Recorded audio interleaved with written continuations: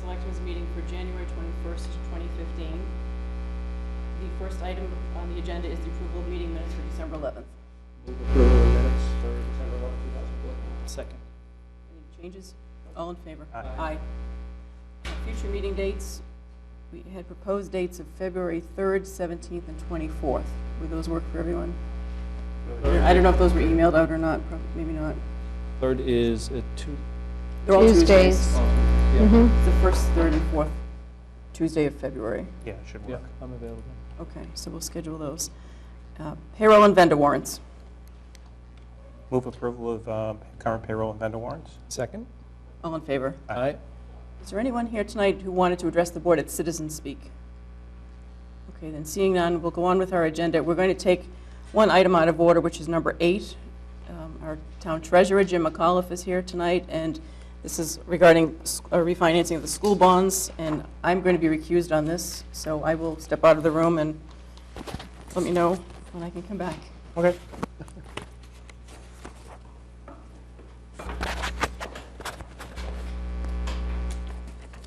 All right, Jim. Okay, we had a 10-year call on our final school bond. There was $4,825,000 left on the bond. The coupon rate on the bond before the refi was 5%. We had 10 bids on it on January 15th. The best bid came in at a true interest cost of 1.428868. And that is from FTN Financial Capital Markets. It's going to reduce our interest rate to a coupon rate of 2%.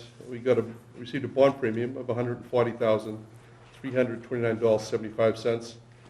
So the net interest cost the next 10 years is $377,452, which gives you a true interest cost of 1.428868.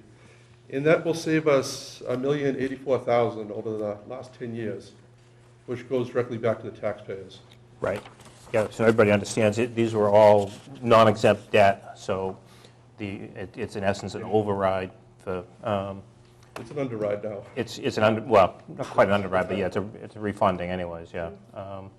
So there will be a reduction in the tax rate in essence because of that. Right now, there's only one bond left out there for the library, and we can recall that in 17 if the rates are still low. Yeah. If it's still worth doing. Mm-hmm. This was certainly worth doing. So Jim, in layman's terms, I know you're the finance guys, but this means that we refinanced existing debt on the schools? Yeah, it was a 20-year bond. After 10 years, it was callable, which is basically you have a chance to refinance at that point. Mm-hmm. We did one last year. We saved $1.3 million. This year, it saves $1,084,000. So we've saved about $2.5 million. So are we locked in 2% now for the next 10 years? 2% for the next 10 Right. years. No matter what happens No to matter the what interest happens, rate? That's in stone. And can you refinance it again, we'll say in 5 No, years? no, that is it. You can only do a recall once on a bond. Okay. But I doubt you're going to get a lower interest rate Yeah, than 2% it's- anyways. But if you did, I mean, Yeah. you're Yeah, no, still it- locked. it has They're to- only callable at certain key dates. Yeah, Depends on the bond You issue. said you want to save at least 3% on it, and this saves 13% Mhm. over the life of the entire bond. And it's going to save over $1 million in the Yeah. next 10 years. Yeah, $1,084,000. That's great. And how much was the issuance cost, you know? Issuance costs, we don't have them in yet, but we got Standard & Poor's was $8,200. I haven't got the bond council's bill yet, but it's going to be well within the $140,000. Yeah, okay. Great, fantastic. Good job, You do have a motion before us? or-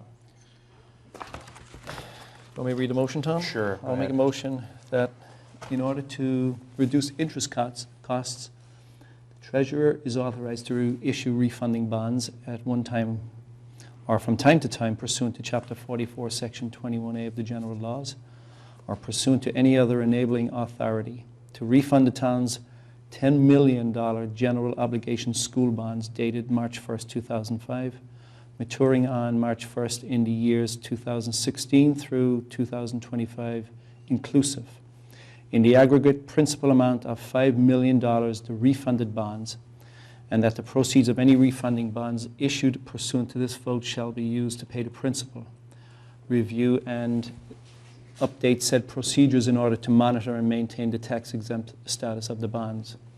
Each member of the Board of Selectmen, the town clerk, and the town treasurer be and hereby are authorized to take any and all such actions and execute and deliver such certificates, receipts, or other documents as may be determined by them, or any of them to be necessary or convenient to carry into effect the provisions of the foregoing votes.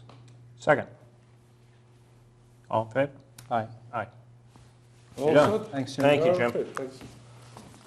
I'll swing back to come up with work tomorrow. Thanks, Paula. Okay. Want to do Colleen, or do you want to do the sign review committee? Sign review going to be a long one? We have others coming for Colleen. Oh, okay, okay. Okay, so the next item on our agenda is a meeting with our sign review committee. I think we have 2 members here tonight, and Bill Clark. So Bill, if you'd like to join us at the table as well. Hello. Welcome, John and Larry. Thank you. And Bill.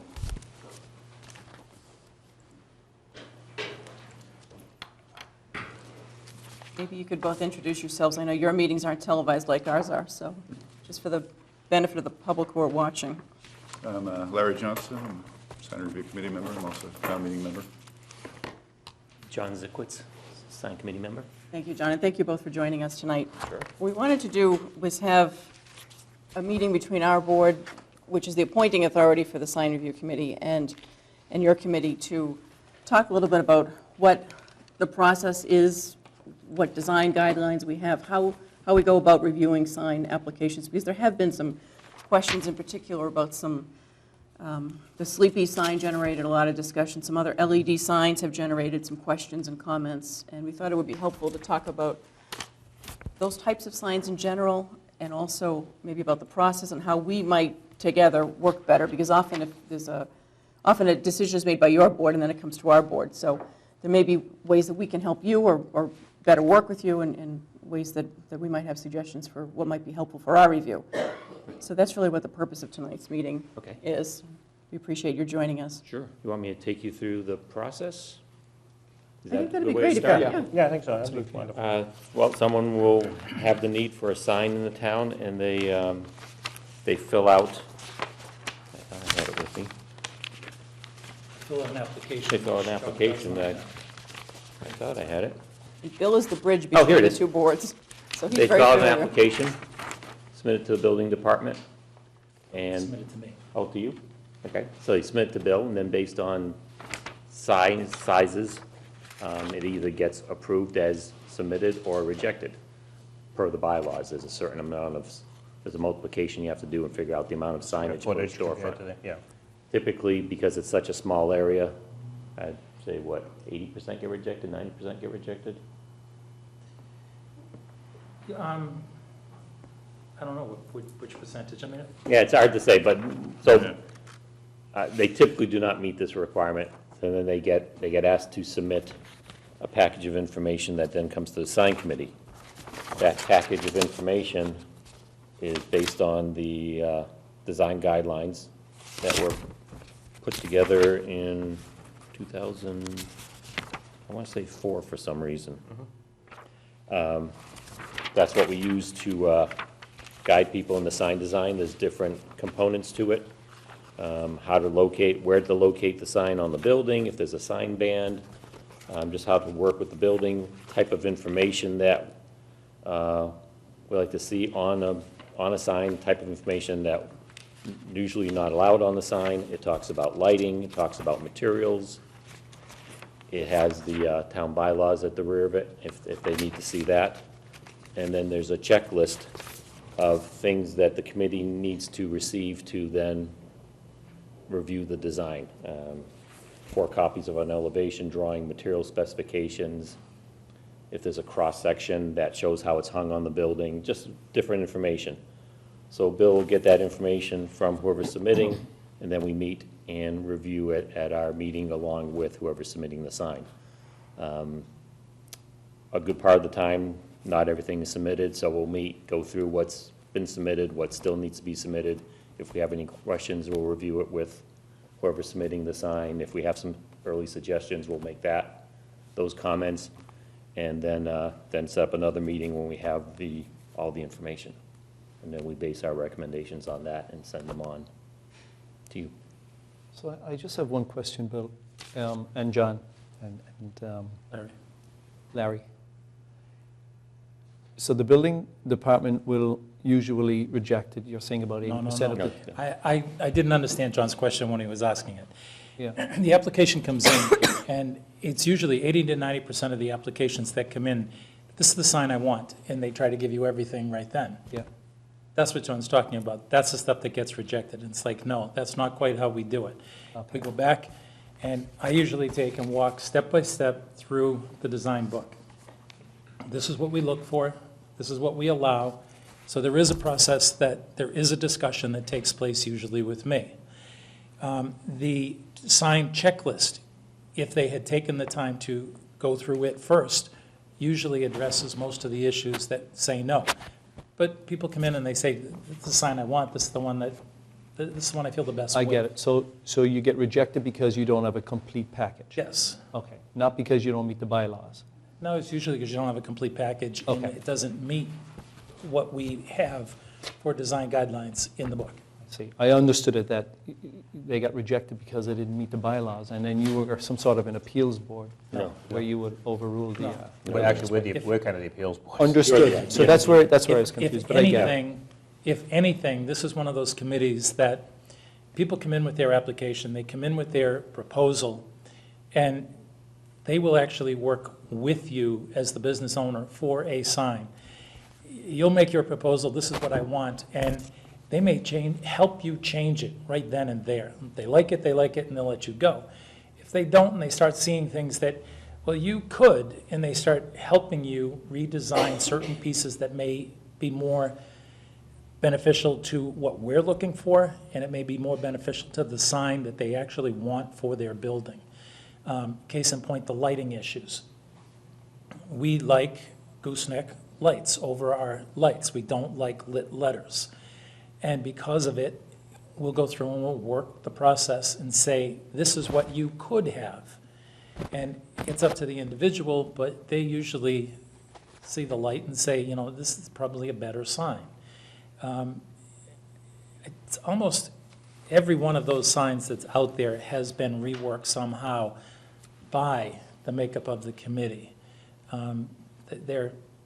It's a very easy group to work with.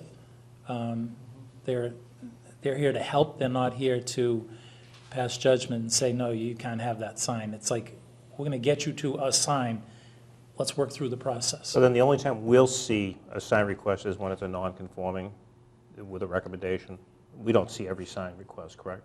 If it's in the business district, you don't have to see every sign. Right. If it's a sign that is lit, you see every one of them. Right, because that's outside the Yes, zoning if bylaw. it's in a residential district, You'll see it's not conforming, you see it, because that's what the bylaw says. Right. But if it conforms to the zoning, then If it's in the business district, it it goes only has to straight go up to to the building building commission. department and Yes. gets approved. Yes. Okay.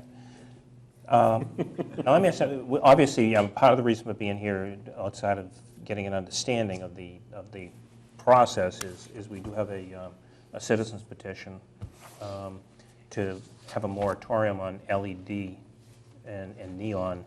I mean, I think neon is banned every place, as far as I know, but LED. Now, I guess my concern is there's all kinds of different LED, and this thing doesn't specify.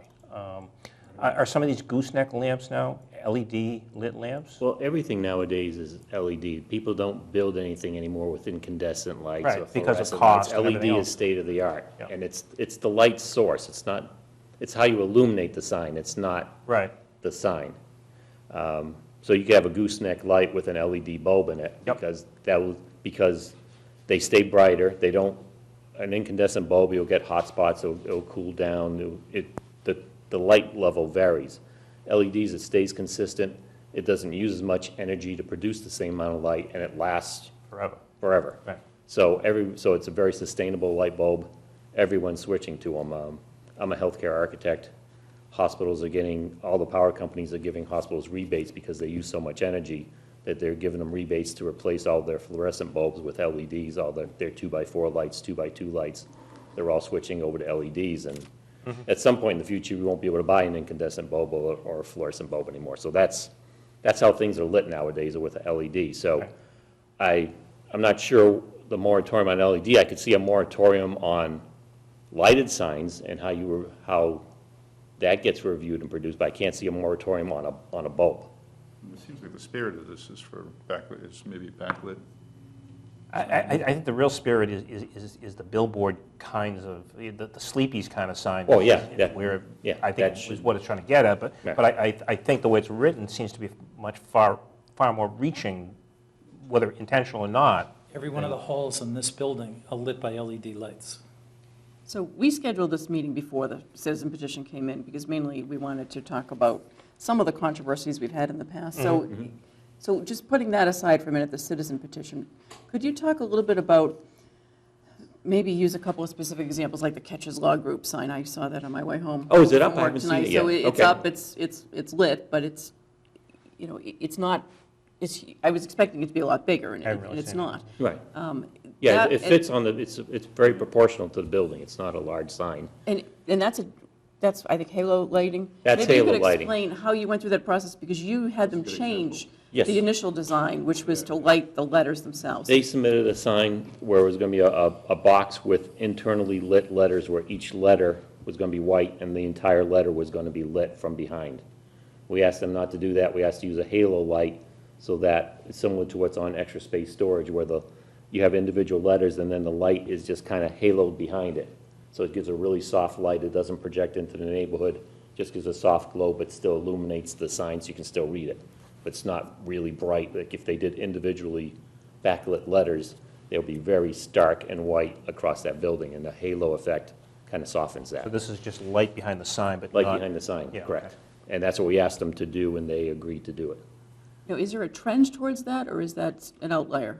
No, I don't know if there's a trend towards it. It's just, we just feel it's a nice way to light signs like that. If they want to have something on a building, it's just a nice way to light it. If they don't want to use goosenecks, which we'd like to use, that's just another nice soft way of lighting a sign without making it real bright and kind of in your face. It keeps the lighting down.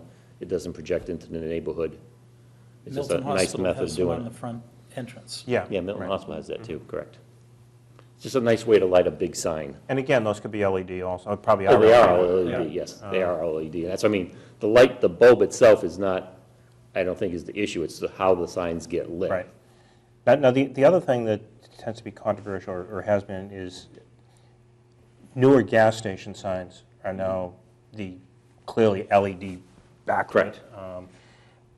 And driving around, I mean, it seems every new gas station is that way. You go to Canton, I've had Canton in the residential district, there's a, what do you call it, hospital that's on Mass Hospital. Randolph Street. Great big huge LED backlit sign.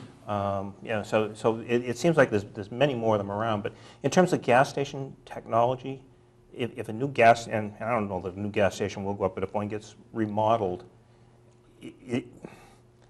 is there any way that they can get the old type of sign still, or has technology No, changed? technology's changed so much, but what we've asked them to do, Milton Gas does it, I think, is it Sunoco?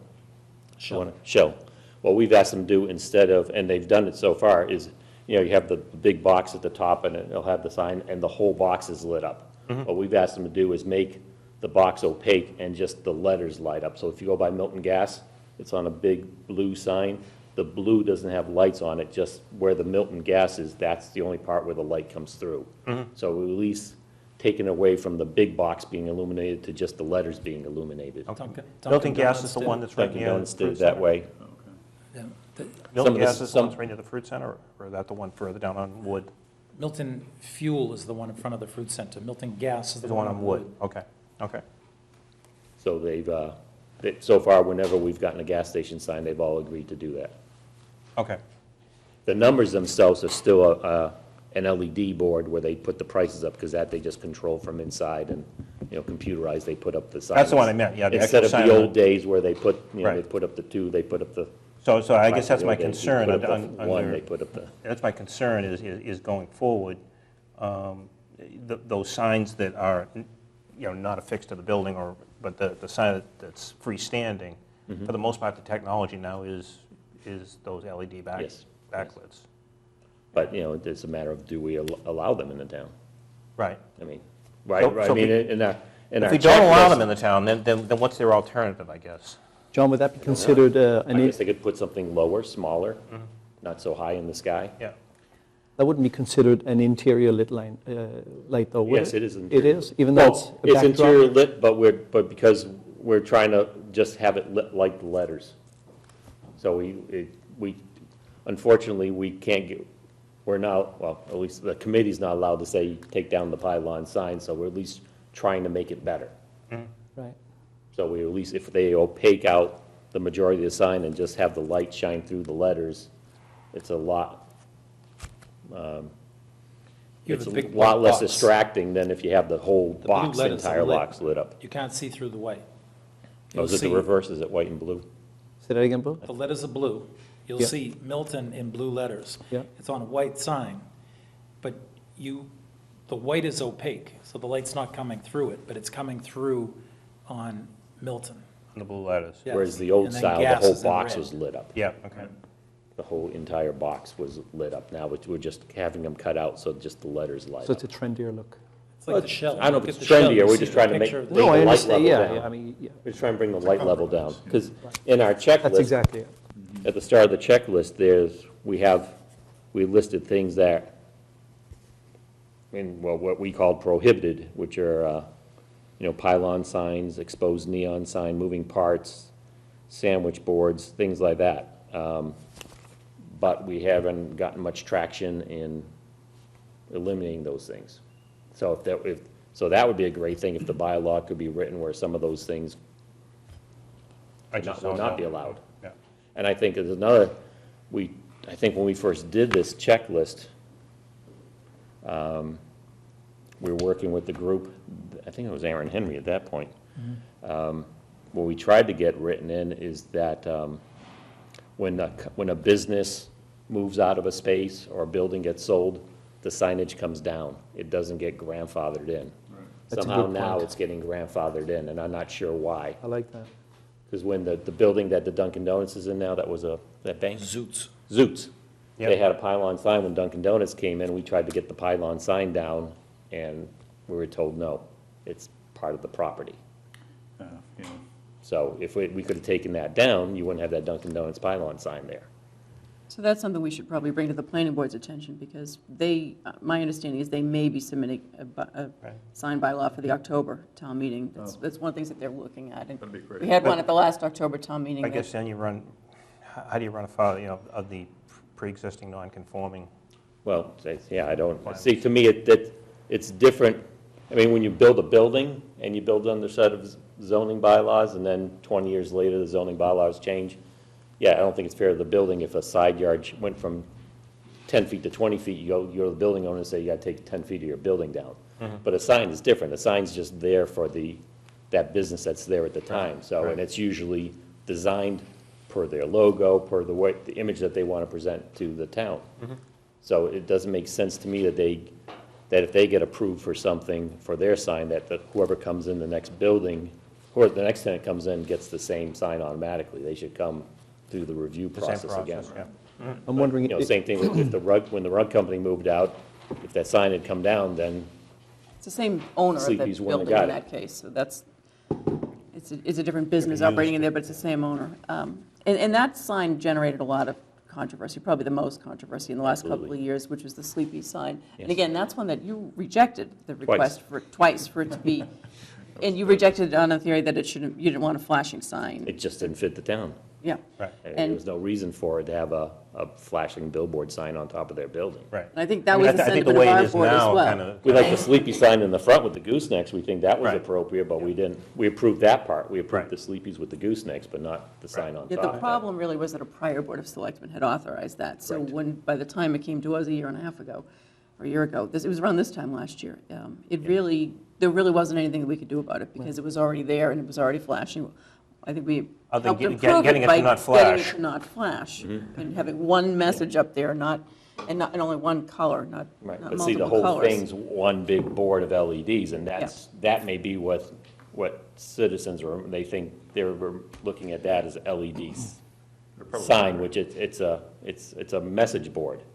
It's not, the LED is the bulb, so it's. Right, That's right. how the sign is constructed, it's not how it's illuminated. Understand, yeah. So I So think the that's bylaw that we did adopt in the fall, at least it will prohibit that going forward. That's right. Because we stopped that in the business districts, but were you involved in the master planning process at all? Because one of their recommendations I is went to a for couple blades. meetings, yes. Is for Blade blade signs. Is that something that generated with your committee and then went to the master plan, or Nope. The feather signs. Right. What was kind? the recommendation? to allow the consider blade blade sign, signs you for know, business to districts? To consider them? Yeah. Yeah, we had, it was a prohibited feature on this checklist of projecting protruding signs, but there have been some that have been approved because they just worked for the owner, like Steel and Rye, because of their frontage is on the parking lot, and you can't really see it from the street. And they designed and built, proposed to do a sign that, as you were coming up from both streets, you could see, especially from the main intersection there on, Central Ave. thank you, Central Ave. You can't really see their entrance, so to have a blade sign there made sense, and it was high enough off the sidewalk where it wouldn't interfere with any vision or people. Sometimes in the business district in East Milton, we've seen some proposals where they want them awfully low. So I think if there are some requirements, I think blade signs can look really attractive. I've seen them, they're a lot, like Concord uses them a lot. I think Hingham has some, and they can be a very attractive sign, and it's easier to see the business when you're coming down the sidewalk. Right. If there's a blade sign there. So And that's a perfect example of a tastefully designed sign on the, that suits the building as well. It's Yeah, like that worked. a brick It just building. fit the building, they were building Yeah. it themselves, and it fit the whole design, so. Right. it was Thomas a- Dental has one on Adams Street. It's one of the few that we have allowed in certain areas. There's another one, The attorney's office. Was it attorney? insurance, up on the Insurance, thank second you. floor, Oh, right, where right. Fallon was, Oh, yeah. McIntyre. So is there any need to amend our design bylaws, or design guidelines for We blade could- signs, or is We it could take that off adequate? the prohibited, It's yeah. The short answer is yes. The design guidelines does need to be updated.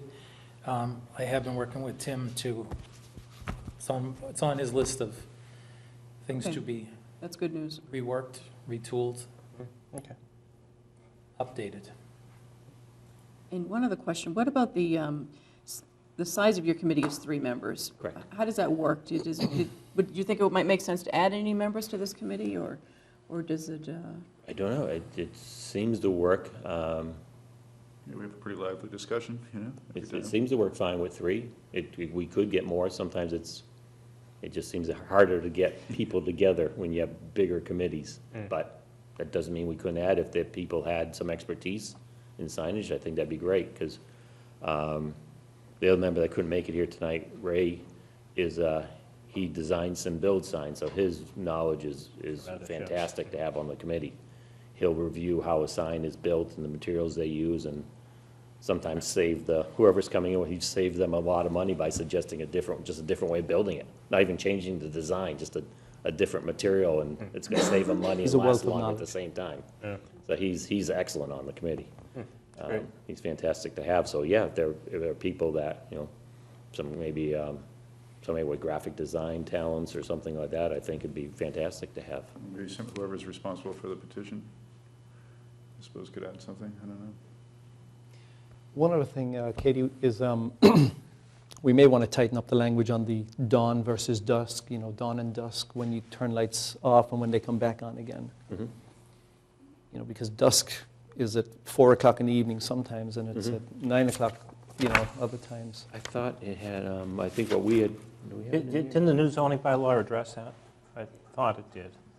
Comes to the lighting. Yeah, it did. And then I It's think but I think then it was unclear on the Catches Law Group It's- sign yeah. what their actual request was. So, Bill, I don't know if you have any more information on that. No, Catches was that's actually where it came up, that I believe the new bylaw does have a time in it.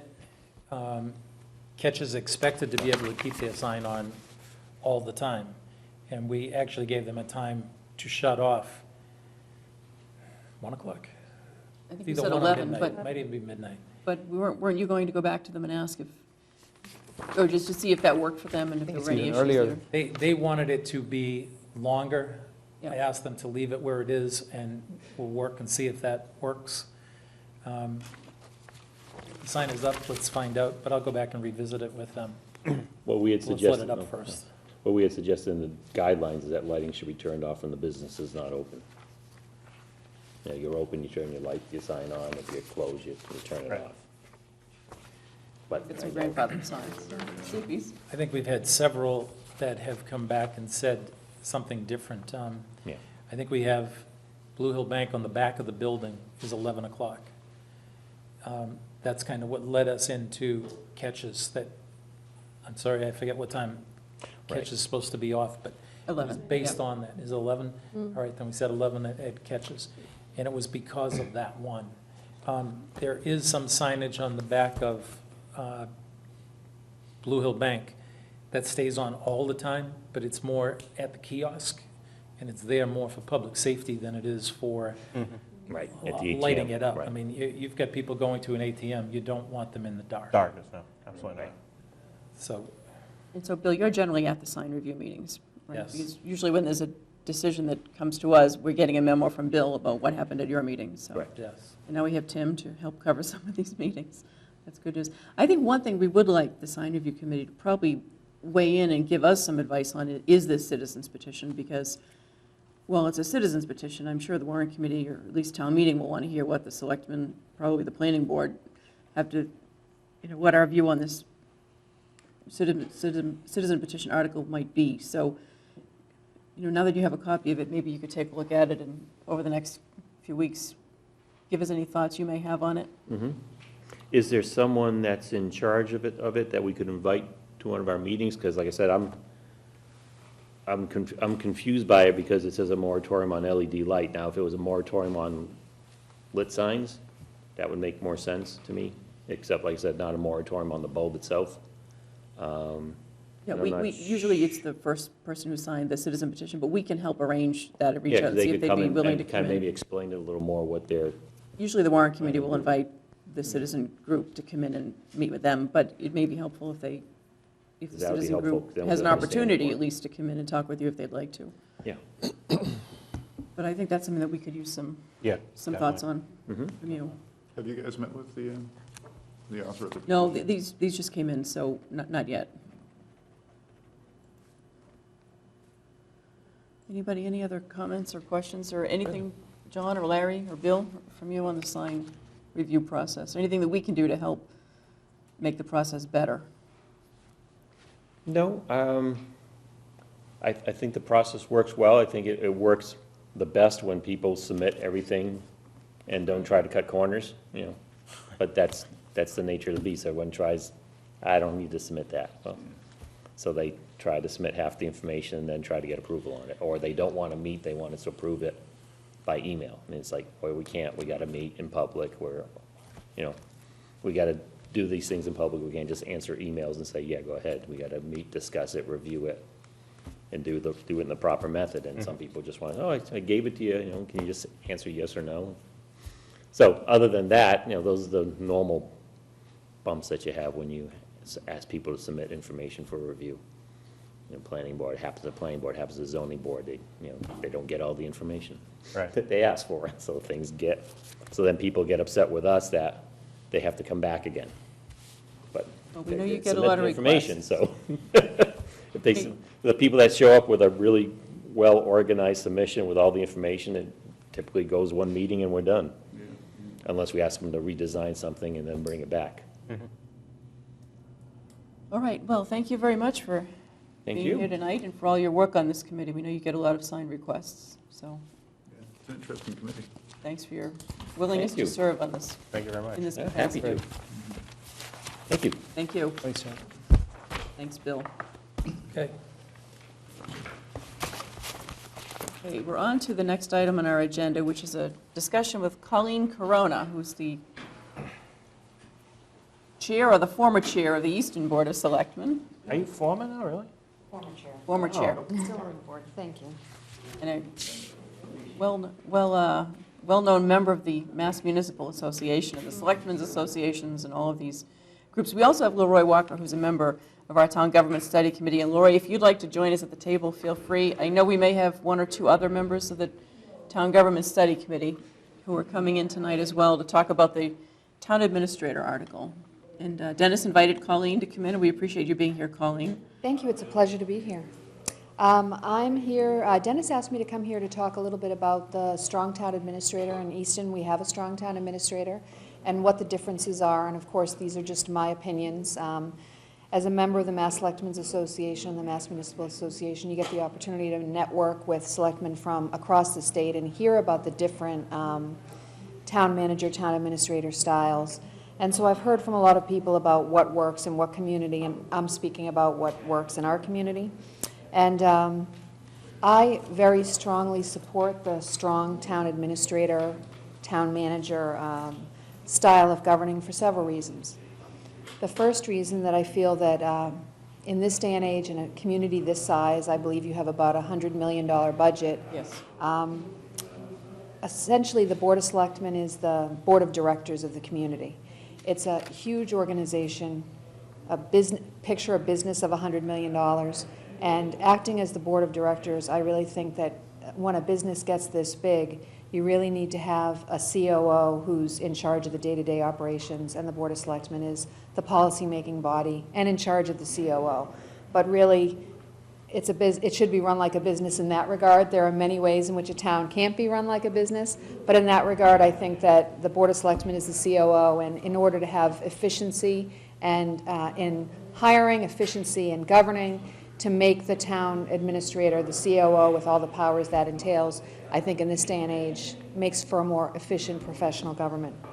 Second, and I think the most important thing right now, is that it has an impact on hiring.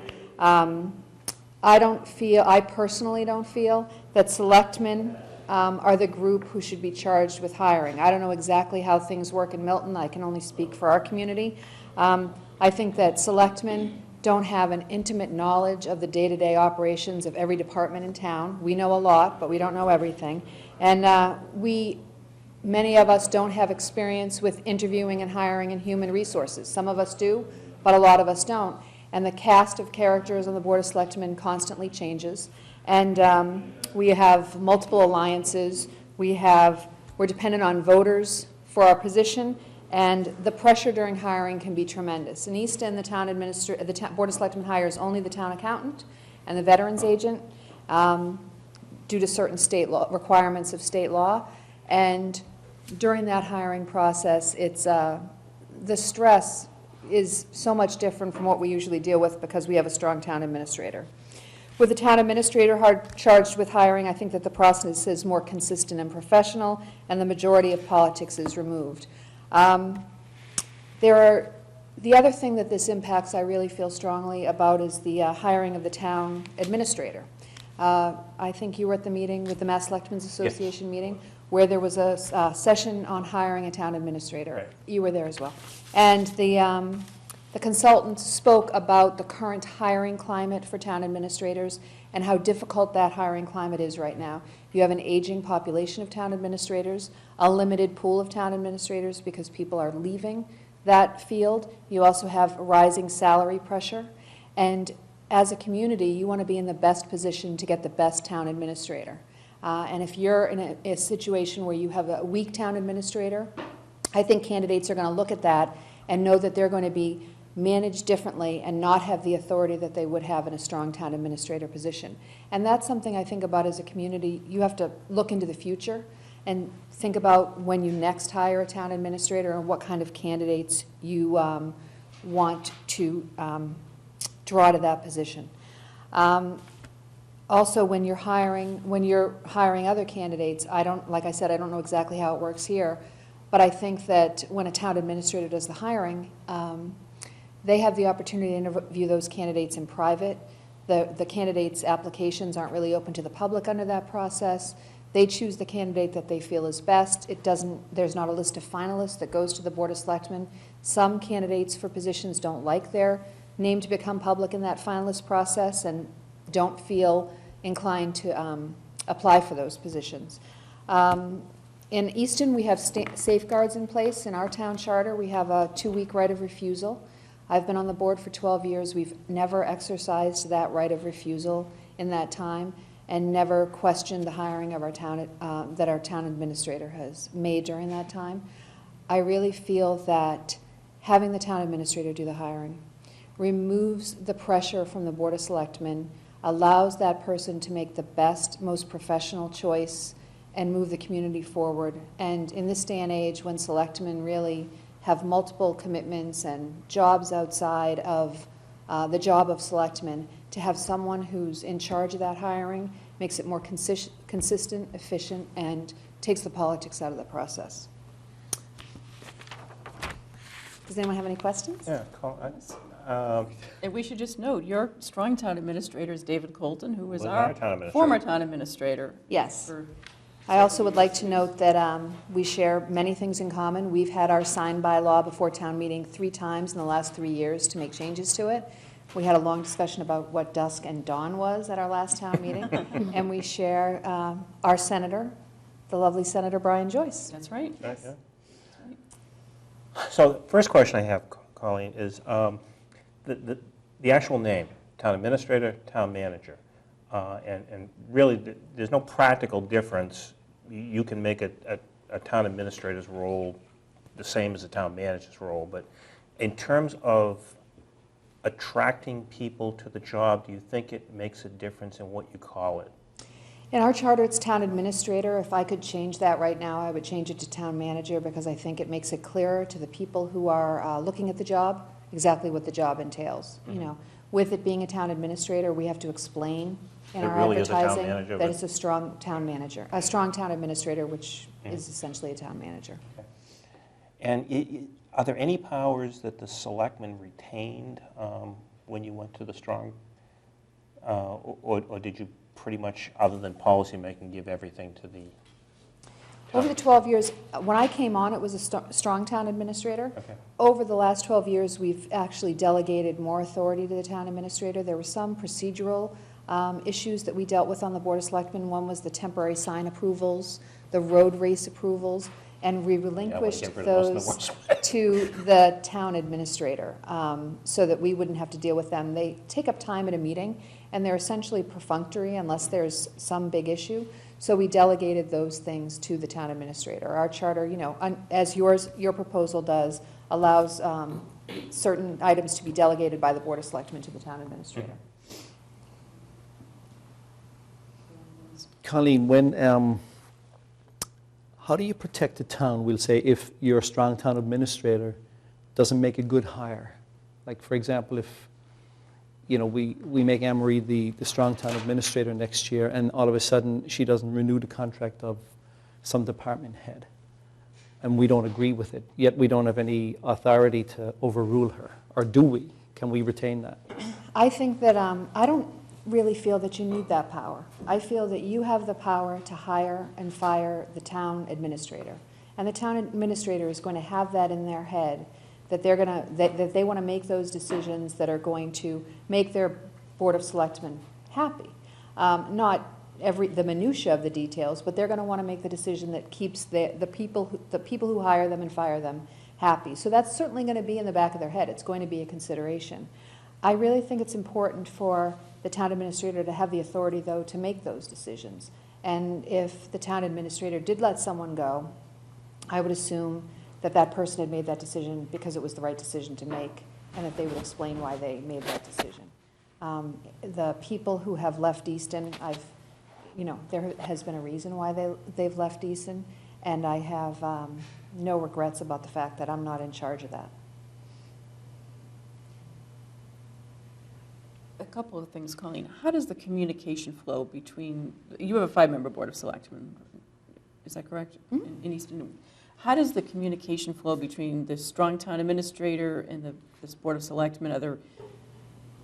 I guess because you have a 5-member board, it's probably a little bit different than the way we are now, but what are your practices in that area? With regard to what, in particular? Well, I know Dennis at one point had said that most of the communication is between the chair of the selectmen and the town administrator, and that the chair then reaches out to the other members of the board to inform them of what's going on. Yes. Are there often discussions between the town administrator and the other selectmen on? That hasn't been the practice in our town. There isn't much that comes up between meetings that needs to be discussed because he's a strong town administrator. So we don't discuss I don't know what you discuss here, but we Well, don't. because we're not in the strong form right now, it's a different situation for us. So, we are involved in the day-to-day Minutia. operations to a much greater extent than if we had the stronger powers being given to the town administrator. So that probably alone is a big difference. I think it is. I remember when our current town administrator started, about 6 months after he started, we had to, the police chief retired, and he called me, I was the chair at the time, and said, I'm going to be beginning the process to hire a new police chief, I'd like to know what your opinion is on this issue. And I said, I have absolutely no opinion. And neither will any other member of the board. No one will contact you about this. And he said, great. And the members of the community really don't contact us because they know we're not charged with hiring. It really takes so much pressure off the Board of Selectmen, who has so many other things to do, and really takes the politics out of it. You know the pressure you face when you're hiring and it's a member of the community or someone you know. Those pressures are gone in Easton. We don't have them. Our town administrator, I feel, is free to make the choice that he thinks is best for the community. And because people don't know who the candidates are, of course those documents are available after the hiring, but I think the process is cleaner and it allows the town administrator to make the most professional choice. And how are budgets handled? Because that's another area where, I'll tell you what our practice is. The selectmen, the departments that report to us, we take a preliminary look at their budgets, but it's really our finance committee or our warrant committee that gets all of the budgets and then starts putting the budget together for the town. And Tom in particular, but I think a lot of people would like the process to move more to the town administrator so that the town management is playing a stronger role at the beginning of the process in preparing a draft budget or a budget to present to the finance committee. But we have a lot of independent boards for the park department, for the cemetery trustees, for the library. Obviously, the schools are a different category because that has to be separate. But how is the budget handled in Easton? Do you have the town administrator more involved right up front in presenting a budget? The town administrator is charged with preparing the entire budget. Including schools? No. Schools prepare their own? The school prepares. I think that's a matter of state law. Right, So, and submits it independently to the finance committee? right. Okay. Our finance committee is advisory only. So they don't, the Board of Selectmen and the town administrator present the budget at town meeting. In addition to that, the town administrator prepares the budget, but we do have something called the budget subcommittee, which has been incredibly helpful in Easton. It's a committee made up of 2 members of the Board of Selectmen, 2 members of the finance committee, 2 members of the school committee, the superintendent, the town administrator, the town accountant, and the business manager on the school side. And we start meeting in September and meet every 3 or 4 weeks throughout the budget season to come to an agreement about revenue projections and to go over the revenue from the previous year. It's a way to keep communication open between the school committee and the Board of Selectmen and the town administrator and the superintendent. It's very effective because by the time we get to town meeting, an agreement has been reached and there's, it works very well. But the town administrator prepares the budget with the department heads. The Board of Selectmen review that budget, but we don't play a part in creating it. Yeah, that's exactly. And I the love that, procedure too. of the town board. I think as we move into the future, selectmen more and more have, when I first joined the Board of Selectmen in Easton, it was small local businessmen and women from the community who had the time to participate fully in town government. And now we have people who work in Boston, who work full-time, who have young children, and they don't have the time. And so this works because we concentrate on the things that we need to concentrate on, and the person we pay very well to do the job does everything else in running town government. I suppose it gives more of a continuity, too, in terms of the the management style and everything else. Well, the but- management style and the hiring style. Now, our town administrator, when he does hire someone, frequently asks for people who are important to sit in on those interviews. Now, he's asked me to sit in on interviews for a position, but I know when I go into those interviews that I have no vote and I only have an opinion. And he ultimately makes the decision. But he does use people that are, he feels are important to the process. He'll call people, he'll say, can you sit on this set of interviews? Then he'll ask someone else, can you sit in on this set of interviews? So he seeks out opinions, but ultimately he's the authority that does the hiring. Colleen, could you say again what the membership is on the budget subcommittee? 2 members of the school committee, 2 members of the Board of Selectmen, 2 members of the Finance Committee, the superintendent, the town administrator, the town accountant, and the school business, like the school accountant. I don't know what you call them here. Yeah. That would probably constitute a public meeting, I'm sure. Absolutely. Great. Do you have any questions? I don't. Okay. That's entirely consistent with, as we've been working on this issue for a couple of years, and what you've said is entirely consistent with what we found in our research. And we think this is absolutely the right way to go. I really think, as I said, my closing sentence would be, everything may work now, but you really have to think about, the town has to think about the future and who's coming next and what's happening in the community next as the community and the budget grow. So, Colleen, does Easton have a personnel board? yes, with So- limited responsibilities. I guess that's the key, because we have a draft that we're working on with the Town Government Study Committee to come up with a recommendation for the duties of the town administrator that we're going to put before town meeting. And one of the issues was we used some different Brookline and Dedham, some different models for it. And we took some language that was in Dedham's model that had the town administrator responsible really for a personnel system. And we then, as we're refining this draft, we're realizing we need to recognize we have a personnel board that performs some of those duties. So we'd want the town administrator to be working in conjunction with the personnel board. But how limited is your board in Easton? What do they do? They are charged with doing a salary survey, I'd have to review the charge, but charged with making a salary schedule, for non-union employees in the town. So that is very limiting, because I think there are only 13 non-union employees, and yeah, so it's not a broad scope. So if an employee, if the town administrator in Easton is bringing a new employee on board, is personnel board approval of the appointment required? Not at all. Okay. That's a difference. No, that's,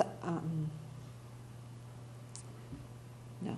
The only person who makes those decisions, the only people who have any input at all is the Board of Selectmen, who has a 14-day right of refusal. And it's something very similar is what we have in our current draft. Yep. Still working on. Which we've never exercised, as I said. It would seem that would be pretty rarely invoked anyway. Colleen, in terms of the policy kinds of decisions, being obviously a board that kind of deals right now with the day-to-day decisions more, there's hardly time. I mean, you fit it in someplace, but I'm not even sure you recognize them as policy decisions because they just kind of get meshed in with everything else that you're doing. But what types of policy, can you give me some examples of some of the policy decisions that you discuss At our meetings? At our meetings? Yeah. I mean, we, now you're going to stump me because I'm thinking back at our, your meetings are filled with common victular licenses and one-day liquor licenses and things like that.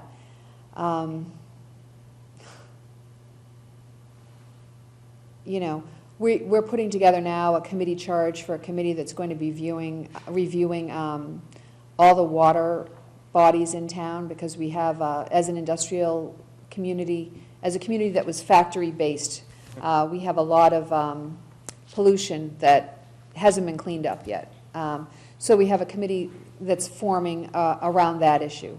So right now, we're making the committee charge for that so that that committee can move forward. That would be a policy decision. What we've tried to remove from our schedule are things that are simple things that that someone who's well-paid, unlike us, can make, and they can take them off our plate, you know? Yeah, so negotiating contracts, even vendor He neg- contracts is typically done by. Yes. Yeah. The Board of Selectmen doesn't sit in on any of the union negotiations. It's the Town Council and Labor Council. I don't know what and I'm very happy to be in that position. I'm happy. I love the job of selectman, but I want to relegate the duties of the town administrator to the town administrator. So if and when we have a strong town administrator, for example, we hire the police right now on the recommendation of our chief, who would hire the police in a strong town administrator role? The town administrator with the police chief. Again, on a recommendation of the police chief, but so there wouldn't be any public interviews or? No, and actually, I think that that's detrimental. I mean, when you conduct public interviews, the questions and the answers are prescribed. You're not really having a frank discussion. You can't get into any depth at all that you can get into when you're sitting in a room having an interview with someone. It's a very stilted process in which, as members of the Board of Selectmen, frankly, we don't express our real opinion because we're afraid to, because you can't have a discussion about how you like the things about this candidate and you don't like the things about this candidate that you can have, that a town administrator can have with the police chief. So I think that that's a very difficult situation. It's televised. You're rejecting someone publicly. I think it's bad for the candidates. I think it's bad for the people who are doing the interviewing. I think that that system is flawed and leads to a lot of unspoken things happening at the table, and sometimes the wrong decisions are made. That makes a lot of sense. Yeah, plus because of the civil service process, you really, I mean, your choice is pretty limited anyways. Right, but so we eliminate the public process with a strong town administrator, is that And I'm correct? not saying that doing something in public is wrong. I don't want that to go out there, because I think everything should be done in public that should be. But the town administrator, if they're the hirer, has the right to do that process in private. It's not subject to the open meeting law. And I think as a candidate, if I know, so for example, we just hired a veterans agent. We had a subcommittee, screen the candidates. We presented 3 candidates to the Board of Selectmen. I was on that subcommittee. Those candidates were interviewed publicly. It was very hard to ask them questions. When they left the room, the Board of Selectmen couldn't have a frank discussion about what they liked and didn't like about the people, so you sat there silently with your own opinion. It was, you don't want to be, disrespectful to anyone who came before us. And then you publicly vote for one, and 2 are rejected publicly, who have jobs. And that wouldn't have happened if the town administrator was able to do the hiring. Under the law, our charter doesn't say anything about the veterans agent. State law requires the Board of Selectmen to do the hiring. So it was a very uncomfortable situation for me, and frankly, I would have appreciated if the town administrator was doing the hiring. Great point. Anyone else? Any other comments or questions? Leroy, or anything? No, I think this has been valuable. We had some ideas about how the position works, but I think you've articulated in very clear terms, particularly with the hiring, the benefit of, as you said, when you have a $100 million operation, it's critically important to hire the best talent. And I think I do have a human resources background, and I think the process where you can ask very candid questions and get very candid answers is very important. And being able to hire the best people without, as you said, reducing both the public nature of the process, but also I think some of the politics, taking some of that out of it, The public pressure. Is very important. So thanks for doing this. Yeah, this has been very helpful, Colleen. Thank you. Thank you very much. Appreciate It was a you pleasure. coming up Thank you here. so much. Thanks, Colleen. You know how busy you are. And please give our best to David Colton. We will. I And will. we'll see you on Friday anyway. We'll see you at the MMA on Friday, that's right. Thank you, Leroy, too. Okay, we're on to the South Shore Home Consortium, and Bill Clark is going to rejoin us for that discussion.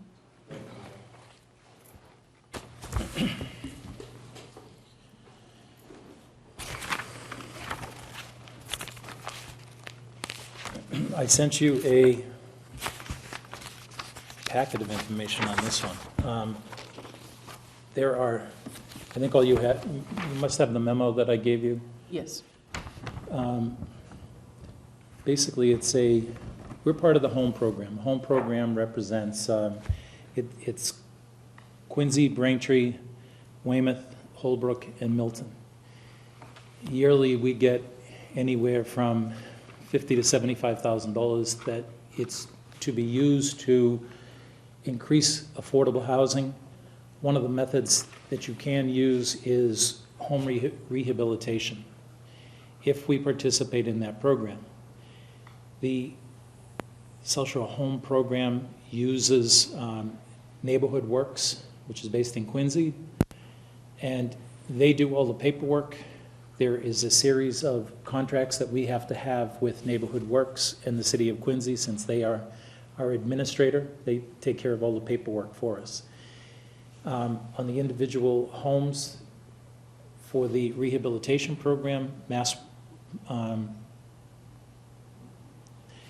the company in Quincy will take care of doing all of the paperwork for it. They'll interview the people, they'll check their financials, they'll go back and look at the house, they'll make sure what needs to be done in the house. There is a drawback to the rehabilitation program, and that is that although you may want to give an individual a roof, the program is you have to bring the entire house up to code. If there's a problem with how we're doing it, we're starting with $50,000, and we can go back and change and make it more if we have to, because we have more money in our virtual bank with this program. It's a good number to start with. It's a good number to have South Shore work on interviewing people that we can actually get to stay in their homes. All of the other members have used this. Right now, Braintree is the only one not using it. Part of the reason for Braintree not to use it is they are going in a different direction. Some of the others actually are community block grant communities. Therefore, they have other funds that they can, CDBG, that they can actually take and meld in with this. All we have is the potential to use Get the Lead Out program, which is another federal program to help people stay in their homes, to address some of the issues that your home may have. All I'm asking for is for the board to take a vote to participate in the rehab program, sign the contracts so that we can sit down, develop a contract that we can then work with people who can meet the standards of the program. Yeah, this is one of the things going forward that, the Affordable Housing Trust could take on, because as Bill said, that because it's federal money, it's HUD money that's coming in, it comes with strings attached. And one of them, like you said, is bringing the entire house up to code, which may exceed, the cost may exceed the amount of the loan that's available if the house is in bad enough condition. But the Affordable Housing Trust could model a program very similar to that without necessarily having those restrictions. So you could use home money when the house was basically up to code and just needed a loan. You could use non-home money out of the Affordable Housing Trust when you wanted to do a specific thing. There were other code violations, but they just they weren't life-threatening necessarily, because a lot of these aren't life-threatening code violations. They're just building codes. I've had several people express interest in it. I've actually talked to Diane Ferrari about, how we might be able to coordinate and use some of this money on some of her projects. We have talked about it. I've looked at a couple of the homes that she has brought forward. Again, this is a loan. This isn't a grant to these people. This is a loan. This goes against their property. The money is paid back. The issues on the payback can be either no interest or very low interest. The idea is to get them to be able to stay in their existing house. And it's only available if you're 80% or below area median. Yep. There's very strict guidelines to it. If the property is sold, we get the money back all at once. and we get to reuse the money. And if there's a good part to it, the second time through, it's not as hard to use the same money. The first time you're dealing with all of the HUD requirements, second time, it's Will be money that's in federalized. that particular pot for you. Bill, can this be used on, we say for landlords that have low-income tenants? Could it be used on their house to bring the house up to code? No. To bring the apartment up to code? There actually is a program within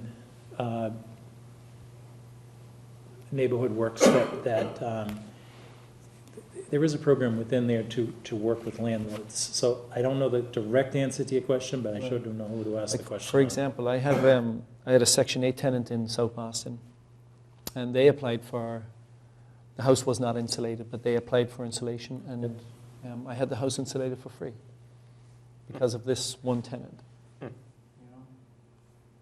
Lucky. No, I'm saying, I understand, and I do believe it's the same thing. so if It's, you have low-income tenants, can they get yes. something similar done for the landlord? Yep. Just to stay in the place? You know. One other question, Bill. How much did we receive last year from this program, and how much was given out? Was all 50,000? Last year, we received 60, 62, 63, and we haven't given any of it away yet. The last time we spent money from this was on the working home. On Walcott? Yes. Yes. So do we get to retain that 60 Yes. plus 50?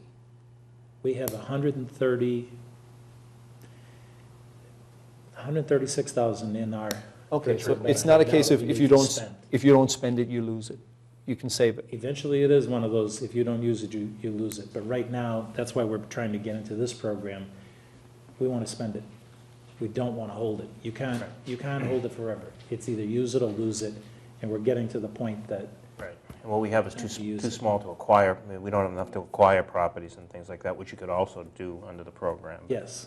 So what kind of, I understand the income guidelines, it's 80, what kind of lending criteria? So credit scores, do they have to be at a certain limit? Or is it like going to a bank looking for a loan? Only the criteria is reduced? Yes. And it's a little easier than the bank. Easier, yeah. So why aren't people availing of this? Do people know about it? They don't, And who would they contact if they wanted a loan to fix up? right now, it's going to be Neighborhood Works in Quincy. It's going to take us about a week to get the process. By the time you take your vote, you give the chairman permission to sign the contracts. After the number of contracts that have to be signed get signed, and I turn them in, then I have to go and meet with them and come up with a contract that is acceptable to Neighborhood Works, the town of Milton, and to South Shore Right. Home Now, Consortium. in a town like Milton, where, you know, probably the vast majority of the people that are going to qualify for, are going to be elderly people on fixed incomes. Yes. That are still in their house and, you know, can sometimes be house poor, and the Council on Aging could be an excellent place to It's a good point. disseminate that kind of information, So if you're elderly and you need a new roof on your house, you can qualify potentially. potentially. If you Potentially. need windows in your house, if you need it insulated, you can apply for this loan Yes, versus going to a bank and paying a higher interest rate. yes. We need to get this But out. you, but you do need to understand that it's not just, I need a new roof, I want to apply for the new roof. It's they bring the inspector in, and I have to bring your entire house up to code. So if you need a new electric service, it's in there. So the roof that was, I'm making a number, $10,000, by the time you walk away, maybe $40,000, because I had to go and do something to the electrical, I had to do something to the plumbing. But maybe I had to get not. a new- Maybe not. Right. Maybe not. I mean- It's just that that's the reason that more people don't use it, is because that short bill turns into a big bill. Understood. But at the beginning, we say when you apply for a loan and an inspector goes out, Yep. he's going to tell you, you need more than a Yes. roof, ma'am. You need to bring your electric. Yes. At that point, you can back out. Yes, Okay. yes. So we need to get this out. This is a great program. There's a lot of money there for especially the elderly. We, And especially, Some money. you do that, and I'm coming back to you. There's not, because yeah, my and there's usually a limit on the amount of the Going loan. to need to grow. you're 50 what? what I asked for initially was $50,000 to be added into this, Yeah. Okay. If it does get out there and it does get lots of people showing interest in it, I'm coming back to you for an increase in what we've put in here. So it'll go from 50, it'll go to whatever that new number is. Right. But understand we have up to 136 in our. So it's a limited supply of money, but It's a limited supply. once it's loaned out, you can't loan it out again until you get the loan Right. repaid. So again, Bill, if anybody watching this program wants to talk, can they talk to you about it at the beginning? And then you'll steer them in the right direction? Yes. Okay. You can actually talk to Tim, too. I brought him yesterday to get him up to speed with this so that he'll have it by the end of next week. He'll be just as versed in it as I am. This is an important program, I think, for the, in particular for the elderly in town, that probably would not qualify for a loan at a regular bank. I know we have a few people in town now that Neighborhood Works is working on, get the lead out. So they're doing lead abatement on their house. And it's, again, very low interest rate. Right. And they needed the lead to remove from their house anyways. Well, not everybody will have lead removed unless it's, No, but you know, but that's one of the windows and roofing and insulation and Yep. things that the elderly need, you know, that's, So would someone like to make a motion? Yeah, I'll make a motion to approve the participation in the South Shore Home Consortium Housing Rehabilitation Program and to use a portion of the town's allocated home program funds. I'll second that. Any further discussion on this? All in favor? Aye. Aye. Thanks, Bill. Thank you, Bill. Good job, Bill. Okay, we have, let's take the Swift Hat House Committee charge next so that we can cover the firefighter medical override and the budget discussion together. The Swift Hat House, we talked about this a little bit last week. There haven't been any changes to that draft charge since last week's meeting, but I wanted to recommend to the board that we defer this to a future date for a couple of reasons. One is I had a conversation with a member of the planning board, Emily Innes, over the weekend, and she suggested that we may want to consider looking at the Milton Landing as a whole, rather than just the Swift Hat House, and that's something for us to think about, because we know we have to go out for an RFP on the yacht club with the park commissioners anyway, and there has been talk about trying to see what could be done to revitalize that area, maybe see how the high school crew team might make better use of it. In speaking with the town planner, who just stepped out of the room this morning, he had some ideas consistent with what's in the master plan for the Milton Village area, and one of the goals of the master plan is to try to connect the two business districts at Central Ave and Yep. Milton Village. And since we have an existing Central Ave Milton Village Revitalization Committee, and I don't know how active or inactive they may be at this time, but one of Bill's ideas was that maybe we consider asking the Revitalization Committee to take part in looking at the landing area, including the Swift Hat House, and broadening it a little bit. So I thought this might be something we might want to put off to one of the February meetings and give a little bit of thought in the meantime to Yeah, I'll put it whether off. a bigger scope. Got a couple of concerns and a couple of, I mean, well, first of all, the Central Ave Revitalization Committee, I don't think I'd want to see that whole committee take on this charge, because I want to see some people historic and, you know, Yep, so. that's one factor, But yep. perhaps some people from that committee may be good appointees to this Yes. committee. I think it's a great idea to look at the whole area. I'm concerned, though, that I don't want to lose focus on the main thing at hand, which is the historic preservation of an Yeah, asset. and I don't think any of us do, but we have to keep in mind, there is opposition to moving the Swift Hat Shop to the Adams Street and Wharf Street I location. understand. So, you know, there's not, But those same people also want to preserve the house, so. some of them do. There are people who don't think the house is worth preserving, but as a board, we've said we would like to try to preserve it, so. Did Emily mention when they may actually take a look at the whole 88 Wharf area? Because I think it's a great idea that we should hold off for a little bit and Well, take the whole, It's something that we actually were Everything talking down about there. last August, September, when we went on the site walk. And then we've kind of focused on the Swift Hat Shop. It's a little Since tricky because then- we don't control that property for the No, most so part. we the want park to do department this in does. conjunction with the park commissioners. and we'd be working with them on the RFP for the Yacht Club Understood, yeah. anyway.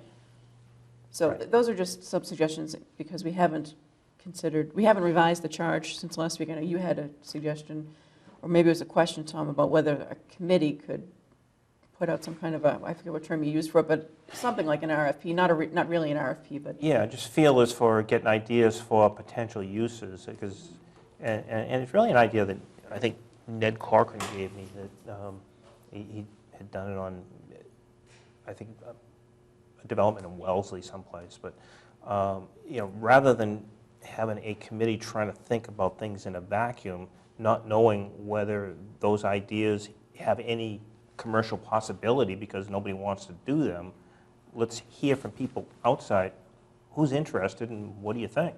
yeah.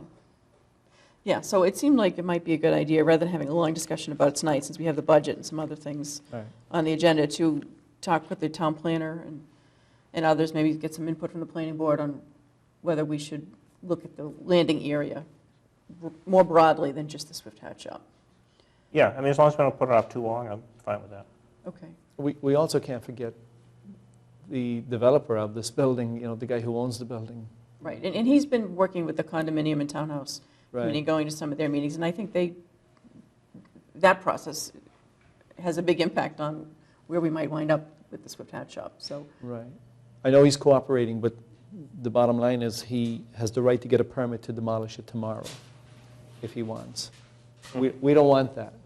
We want to save it, but, so I would encourage whoever's going to be doing this is to keep the developer in mind as well. Right.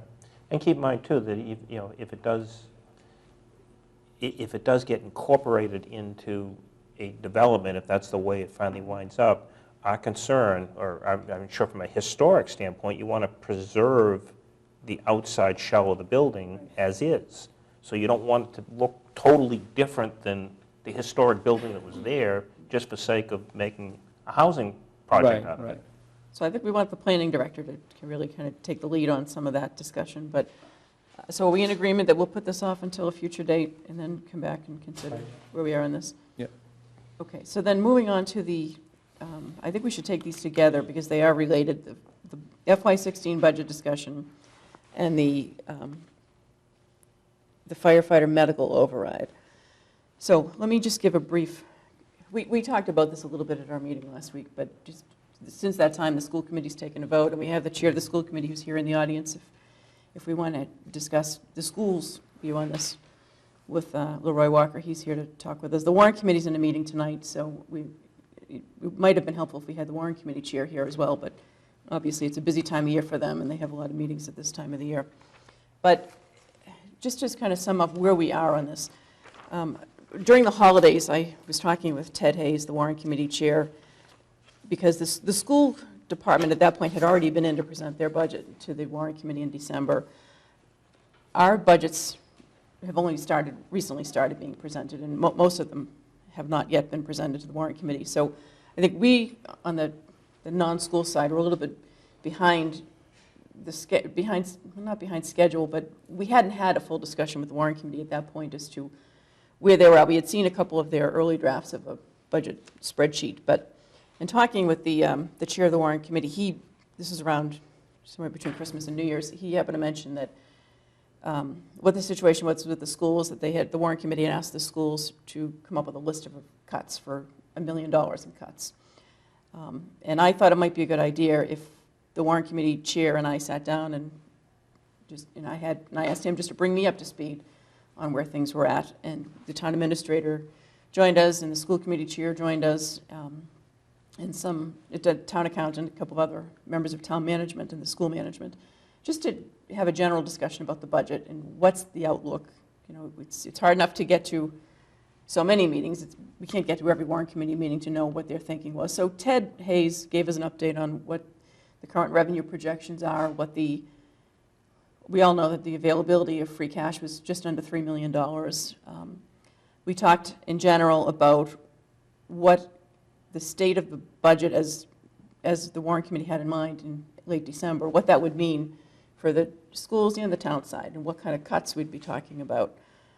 We had some discussion about overrides. The last override was in 2009 for the fiscal 10 budget. Tom, you were the warrant committee chair at the time, so you remember that well. But prior to that time, the town had really had operating overrides every 3 to 4 years or so, at least for a period leading up to that time. There had been more frequent overrides. Now, since 2009, we all know what the state of the global economy has been. We had the crash in '08, we went through the Great Recession. It's been tough times for a lot of people and for municipalities. Some of the things that saved us were the federal stimulus dollars that we got. We had a lot of savings in insurance for a couple of years, which helped carry us through. So we've gone for a longer period of time between an operating override and another operating override than we had in some prior years leading up to the '09 override. But there was discussion among the small group that was there that overrides take time to build an educational campaign for. And because it had been a longer period of time, there would probably need to be a greater explanation to residents as to what the state of the town's finances are and why we would, why we may need to seek an operating override. So that's really, it was a generalized discussion, and the warrant committee chairman after that meeting put together a spreadsheet that everyone has of scenarios A through F. There was some discussion about whether we should use free cash, which we all know is one-time money. And in recent years, the town has gotten away from using free cash for operating budgets. If you go back to the early 2000s, the town was using free cash to plug operating budgets every year, almost. And I think that went well back into the 90s and beyond. So there was some discussion about whether, with just under $3 million in free cash, whether it might make sense to put some of that into operating expenses if we had a long-term plan. Not something that, I think everyone who was at the table recognized, it's not something we normally would do because it's not recurring money. But if the idea were to take a 2-year approach, and so what came out of that conversation was if we had an approach for the 16 budget, which is being prepared now, to not have an operating override that year, but to use some free cash for operating expenses, with the plan that there would be an operating override for fiscal 17. So we're talking then the spring of 2016 would be an override question. Then we could stave off an override for another year. We'd use some free cash to make ends meet and to have this operating budget work for fiscal 16. Again, everyone recognized not the ideal situation and not what you would do without a strategy for the following year, because you have to replace that money, you have to roll it forward. So the warrant committee chair, I believe he met with the town accountant and they spent a lot of time on these different scenarios. He produced this chart that has 6 scenarios, starting with 2 versions of an override in columns A and B, going out to just funding contractual obligations. There's a few other scenarios here, but what Ted Hayes, the warrant committee chair, reported back was that the warrant committee had a discussion about this spreadsheet, and that a slim majority of the warrant committee wanted to seek an operating override in this spring for the fiscal 2016 budget. But that if the elected bodies didn't want to support an operating override at this time, the warrant committee would recommend column E, which is funding contractual obligations plus about $600,000. And I know everyone's had an opportunity to look at this worksheet of scenarios. So it does incorporate. Do you have a copy of it? It's sideways, I can't read. You just right-click. I can give you this one if you want the Right-click here, paper. Tom. No, I can do it up here. All right. You rotate. It's not open in Adobe, it's in Acrobat. But column E contemplates using free cash for recurring operating expenses. The other piece of this would be, is this board has talked about a number of times previously, and I think many of the viewers and certainly all the town meeting members know, we had a firefighter a number of years ago, I think back in 2007, who had a very catastrophic, very serious injury on the job, and the town is legally obligated to pay his medical expenses. So the town's practice had been for a number of years to borrow to pay those expenses, and there was some opposition. I remember Rick Neely getting up at a town meeting and really urging the warrant committee, the selectmen at the time, town meeting, to not continue that practice, but to come up with, either fund it through the operating budget or to pursue an override for it, which is different than an operating override. So we've gotten legislation, town meeting had approved that. The legislation was approved by the state for an override for the firefighter medical expenses, which would, if this is passed by the voters, it would be capped at $500,000, and that would recur every year until it's no longer needed. And at that time, then the authorization for the $500,000 override would go away. So the discussion that we've had, we had even talked last summer, I think, about putting a question on the November ballot for the firefighter medical override. That wasn't an option for us because of timing. The issue would be, should we put that forward in April on the town election ballot as an override question before the voters at this time, so that this year we would seek the override for the firefighter medical expenses, put forward a budget to town meeting not based on an operating override, but based on using free cash, one-time money, to fund recurring operating expenses, although I know the schools in particular and in some of our departments, I think the town administrator is looking to identify as many one-time expenses as we can to incorporate into what the free cash would be applied to. And then to go through a period of time where we'd have discussions at town meeting and then before PTOs and at other board meetings where we would explain the state of the budget to the voters and to town meeting members. And we'll start that with the 5-year financial forecast, which we're planning to do in early February. So the school committee last week had a discussion about this, and they voted to support budget scenario in column E. And that's what your working group approved as well, right? I wouldn't even call it a working group. It was just a meeting of a couple of board chairs and some of the town management trying to work with the warrant committee to get an understanding of where they were coming from, what the warrant committee was thinking for the, please come up and join us, Mr. Walker, what the warrant committee was thinking of for this year's budget, and it was really just an open dialogue. But the warrant committee is recommending column E if the decision by the elected boards is not to put an override question before the voters this spring. And the school committee voted this, and Leroy can probably tell us about their discussion. I just wanted to provide a little more detail on that because the school committee took 3 very important votes last Wednesday evening.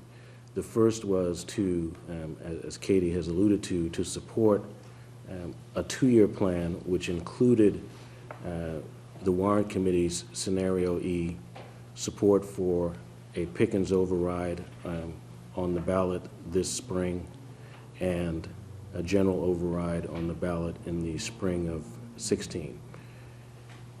It voted as well to submit to the selectmen 5-year financial projections, and it voted to approve $500,000 in reductions to the fiscal 16 budget.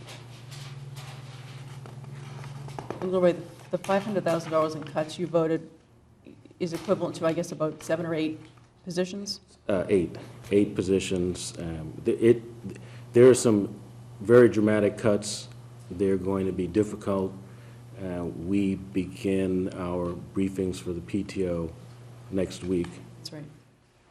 And we acknowledge that while we voted some specific cuts, the purpose of the meetings with the PTOs and the briefings for the PTOs is to get their input and their feedback.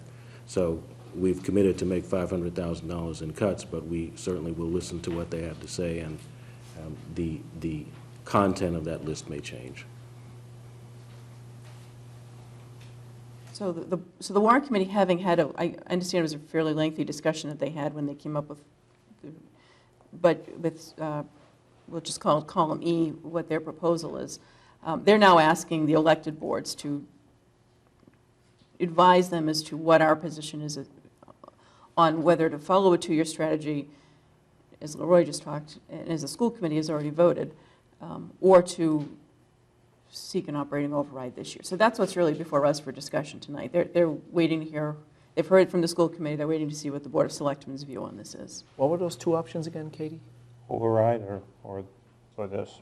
An operating override this spring, Yep. or a scenario that's a two-year approach with a firefighter medical override this year and an operating override next year, meaning the spring of 16 for the fiscal 17 budget. Mm-hmm. And using free cash, using a fair amount of free cash this year in the fiscal 16 budget. Okay. And the thinking on the operational override this year was that we have a very short amount of time to do the education that's necessary. Presenting to the town a 2-year plan gives us 2 town meetings, the May town meeting and the fall town meeting, to do education for a ballot question which appears next spring. We thought that that was a more effective, strategic and effective plan, because I think this is going to take some education. As Katie said, it's been a while since there's been an override, and we talked a lot about the use of free cash. Normally, that's not something we would do. We wouldn't use as much as this proposes, but similar to the use of free cash, the other legitimate concern is overrides and our ability to pass overrides. That's something that's been factored into our bond rating, and it would be much more damaging if we go for an override and it doesn't pass. So our thought is do the education that we need to. And I think we're presented with a unique opportunity, which is that the leadership of the town could present the residents and, more importantly, the taxpayers with a 2-year plan that says we have a longer-term vision of how we will get this done, and we will avoid the dramatic cuts that would affect the quality of life and the level of service that we're able to offer. And we have a plan that would allow us to get the override approved that we need. So I would urge you to unanimously support the plan that the And let me mention just one other factor that came up in the discussions, and that is that as Joe Lynch has told us at a number of meetings, there is an unfunded mandate coming in the form of the stormwater management program. And it's not going to hit in 16, it really would hit in 17. And we're looking at potentially $800,000 that will need to be funded for stormwater. So that would present itself at the same time as the second year of a 2-year plan. And so that was part of the thinking as to why it might make sense not to seek an override this year, as well as the length of time that, in particular, the school representatives felt it that we need a longer period of time for an educational campaign. That I think that's right, but that largely generated with the school representatives. But the other piece of it is that we know that there's this looming unfunded mandate coming from DPW, and it might make sense to time an override with that. Right. So just a general question. I agree with the 2-year strategic plan. I think it's a great idea to give us time to go out to the public and basically sell an override. Right. Would part of the reason for doing this 2-year strategic plan be so that we don't have 2 overrides in 1 year? Is that what we're trying to avoid here? Like the Pickens override plus the general budget override? I think we need certain, and for people watching when we say Pickens, that it's really it's The the firefighter, firefighter yeah. medical or public safety. I think it's even Public called the public safety safety personnel. overall. Right, override. but it's, we all know what it's for, yeah. So we need certainty with that. We need to know whether that will pass, because if that goes on the ballot and the voters don't fund it, then we're looking at up to $500,000 in a given year that's going to have to be funded out of the operating budget, and that will mean cuts among other departments. So we need some certainty. We need to know if that will pass. And if it does, then it frees up some potential. Right now, the scenario E has about $300,000 of free cash being used for the firefighter medical expenses. So if I keep saying operating, but if the firefighter medical override passes on the April ballot for the firefighter medical expenses, then that frees up $300,000 under column E, which can be applied for other purposes, whether it's roads, whether it's capital, whether it's, the warrant committee will weigh in on, I'm sure departments will want to put in requests for that, but That kind of brings me to my next question. Sorry, Leroy, did I cut you off?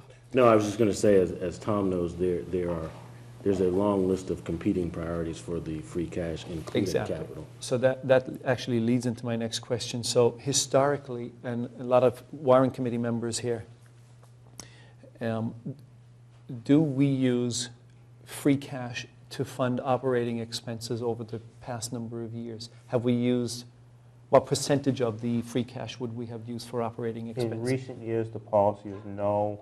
In past years, which I consider very misguided, they did.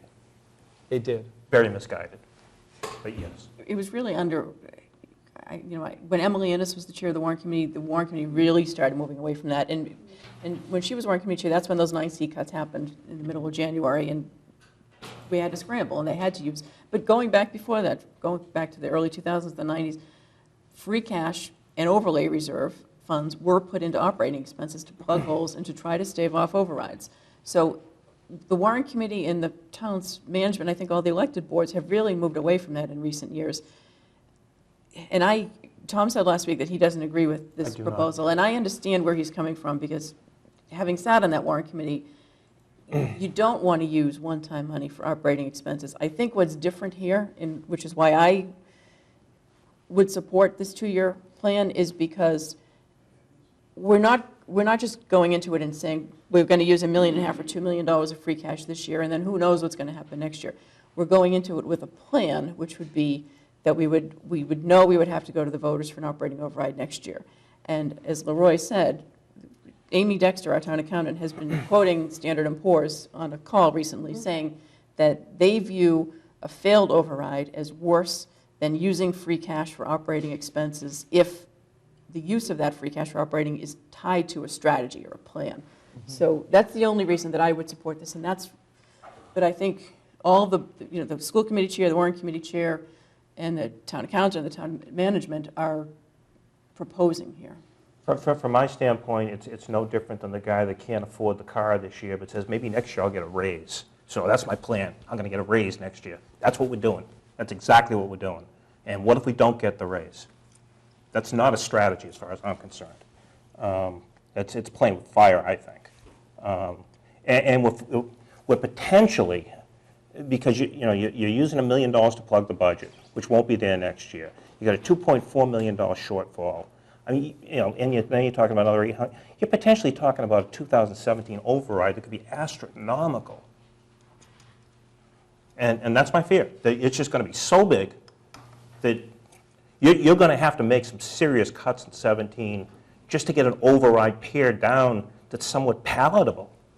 So Tom, in your opinion, would you... I wouldn't touch it with a 10-foot pole. You wouldn't touch the free cash for operating expenses? No, not at all. So we're foregoing capital projects to do it, and we'll never get that money back again. Right. And I hear you on that, Tom, and that's an important consideration. I think what we have to keep in mind, and kind of why I'm where I am on this, is, the Warren Committee, they're an appointed committee, and I remember in our years on the committee, we always used to talk about the fact the Warren Committee is not a political body. Their role is to really be the numbers people and to look at the numbers and make a recommendation at town meeting based on the right financial analysis. We as a Board of Selectmen, and the school committee is another elected board, and town meeting, that's the political context. Yep. And I think if we were to go in and say, we want to put $2.9 million of free cash into the Affordable Housing Trust, which is a big priority. I mean, we've all been pushing that. Roads, which I know is another big priority. Different capital projects, those are so needed. But I think it would be really hard to get town meeting to put $3 million of free cash into those things and cut 18 teachers out of the school budget and have the schools reduce their budget by $1 million. I don't think that politically would sell at town meeting. And that's the risk that we would run, is that we'd have town meeting members on the floor saying, trying to take money from a recommendation under one article for capital and move it into the school budget or move it into the police budget or whatever budget would have some big cuts. So I think, as much as I understand where you're coming from, and I get the financial analysis and the problem with using one-time money in the absence of a strategy, I think we have to take into account the political realities that we're facing at town meeting. If we use free cash for roads and capital projects, and we don't try to do something to lessen the impact on the schools and on our departments, because there are requests that our police and fire and other departments have that are not going to be funded this year because we don't have the funds. So the warrant committee, I think, has given this a lot of thought, and I know that their initial thinking was, that the warrant committee recommended an override last year, and we held that off. We're in a situation where we've had free cash of about $2 million for the last 3 years. And some people think that it's hard to sell an override when you have a large free cash number. Now, we know theoretically we should be able to go out to all the unions and the town meeting members and the employees and say, free cash is one-time money, it should go to capital, it should go to roads. But we're at the end of it. It's 6 years since our last operating override. We're in a period where, we've been cutting budgets and really trying to be as tight as we can be for a while. And the strong feeling from the schools, and I think they're probably right, is that a longer period of time is needed to make the case. We've done operating overrides in this kind of time frame. I agree, and I brought that up at the meeting, but The one we did back in 2009 was roughly in this kind of time period. that also, $3.4 million over. but don't forget, it also followed, I remember this pretty well, it followed the 2008 town meeting, where the warrant committee went in with 2 budgets, including a contingent budget, and town meeting rejected it. So, and that was really the same thing, I think, in '06, that it was preceded by the case being made at the prior town meeting that we're really at the point where we think we need to go out for another operating override. I don't recall it being rejected.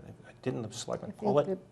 No, but the warrant was already in print, and I remember having to stand up there as warrant committee chair at the time and say, and recommend the contingent budget, and we kept getting shot down on every article.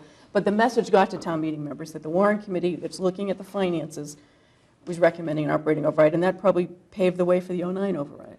I think 2 things are important. I think it's important to think about and talk about, from a fiscal policy standpoint, what makes sense and why that's important. And I do think it's important.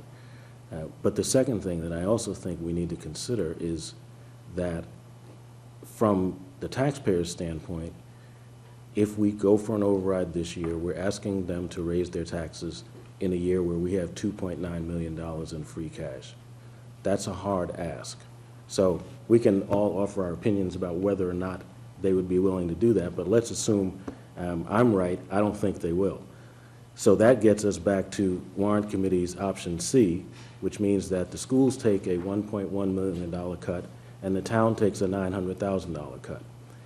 And as Katie has correctly pointed out, if any of us think that from a political standpoint, the town is going to stand for either of those levels of cuts without putting pressure on us and on you to use some of that free cash, then we're all dreaming.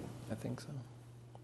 It's happened over and over again. It's happened in other towns. The last one I knew, it happened in Newton, where the mayor said, I don't care what you're not going to get the free cash. You're not going to have it. Tom? It was like 2007 or You 2008. should know this even better than I. This is Milton.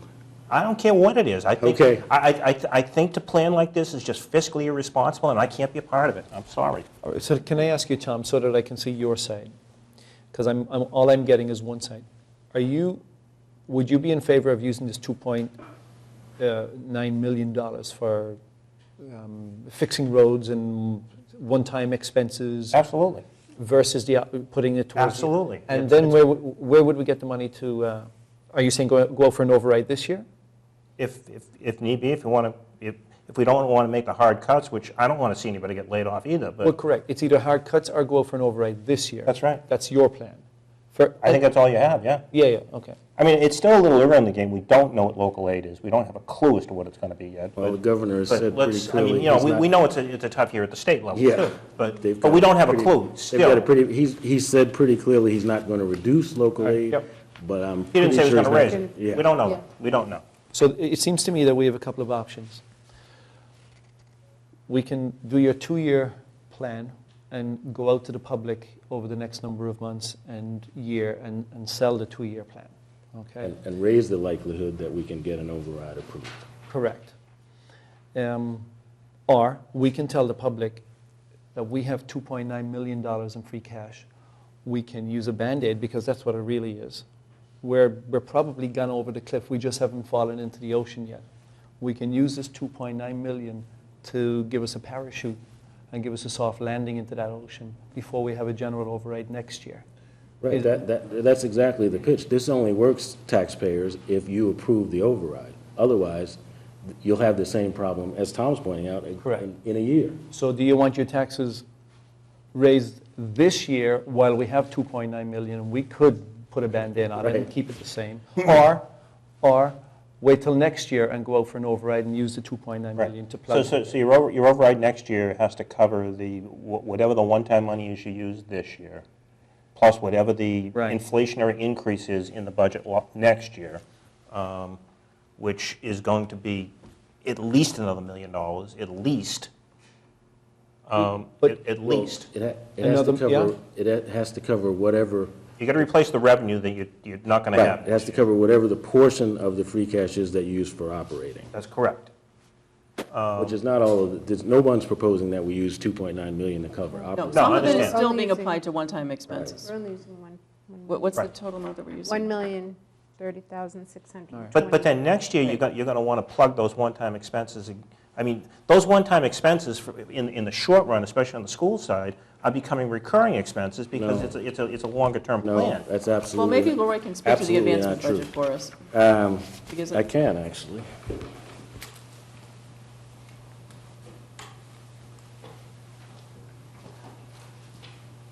We have a list, get back to the mic. We have a list of approximately $600,000 in advancement requests, one-time requests, and those are not recurring expenses. But will there be an advancement request next year? I mean, I understand the one-time request, but I don't- are you coming back with another advancement request next year? Not maybe the same dollars, but what difference does it make? It's still an advancement. I don't know, but now moving to our five-year financial projections, since we took fiscal 15 as a base year, which included $500,000 in advancement, that's part of the base. So yes, maybe, but it's too early to say. The important thing to understand is this is a bottoms-up process where we use data, we look at performance of our students, and we decide what the priorities are for that given year. Yeah, So- I'm not saying they're not justified, but I'm just saying that the reality of it is, you know, whether they're the same expenditures or different expenditures, there's going to be expenditures there that are going to put pressures again, and that's over and above the 1 million or 1.1 million that we're using. So yeah, it's bigger than it looks. It is. I mean, it's 1 million that we would be putting, 1 million out of the 2.9, because, so the bulk of this is really going into one-time expenses, but it's about 1 million of the 3 million that would Right. go into operating. And then potentially you wouldn't fund your stabilization fund next year because that's all. Because the other thing we're not looking at too is we pushed our revenue projections to the limit to do this also. So, you know, there's a very I good. actually think Amy's been pretty has. conservative about revenue. What we did was, we did assumptions back 5 years. Yeah, but there's still things that are very, they're motor vehicle excise, they're fines and penalties, they're things that you really can't predict.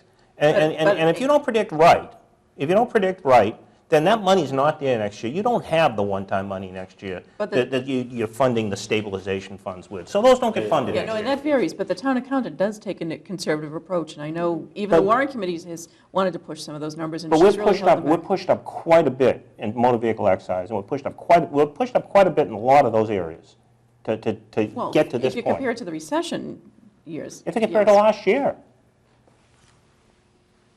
we're pushed up quite a bit. So I don't buy it. I'm sorry. Well, I don't know. I mean, I think that the purpose of this meeting is to have this discussion tonight. Right. And a debate like this is healthy to have, because there are arguments on both sides.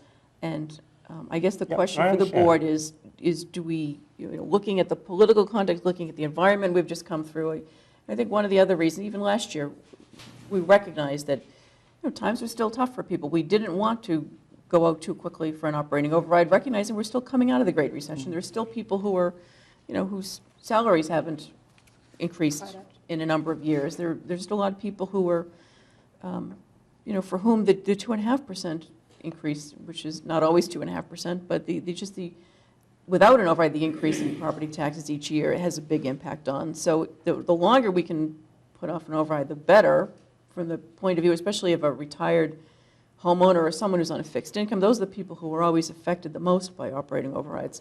But we're really at a point where we would need to seek one this year or use a strategy like this. We're recognizing, okay, we have some funding available, we might not otherwise use it, but if we have a long-term strategy, then that's a better justification for it. And Amy has talked with Standard & Poor's about this and gotten their view of what is more serious, a failed override, and Milton has had failed overrides over the years, or using one-time money strategically. So Yeah, I just disagree with it's necessary strategic, but And I get Tom's point, but Yes. strategically is the word, I think, that is the important word here. And I believe the 2-year plan is the strategic way to go. Because one thing I don't want, and to your words, Tom, if we don't have, probably we don't even have enough time to do an override this year, do we? yeah, you do. Well, we don't I have mean, enough time to sell it, it's though. been done, but Yeah, again, because you got almost 6 months, you got 5.5 months. It's a lot of question selling will in 6 most likely go out in June. You could put the question on an April ballot. We've never done that. It's always No, been it's in always June been after June. town meeting, but Okay. there's been talk at times of putting it on the April ballot. So there's a few months, but Right. there's also, again, the issue of the stormwater unfunded mandate. There may be other things like that in other budgets that we want to consider and do some long-range planning for, and not move too quickly, but have a year to plan this out. The financial Really is. forecast hasn't yet been presented, so I think we need to get that to other boards. And we haven't talked with all the other independent elected boards, and Well, true, but what I'm saying is if we risk going out this year and it fails, then we're looking at huge cuts. And if it fails next year, the cuts are even bigger. That's, Understood, but at least we have a year to sell it. we have, You know. yes, we could do presentations at the fall town meeting as well as the May town meeting. Education. There's a longer period of time to get the message I mean, out. to me, and I was on the school committee with Leroy, the last thing we want, in my opinion, is to lose teachers, nobody wants to, I understand, no. you know? I always say people are not coming to Milton because of the Board of Selectmen. They're coming here because of the schools.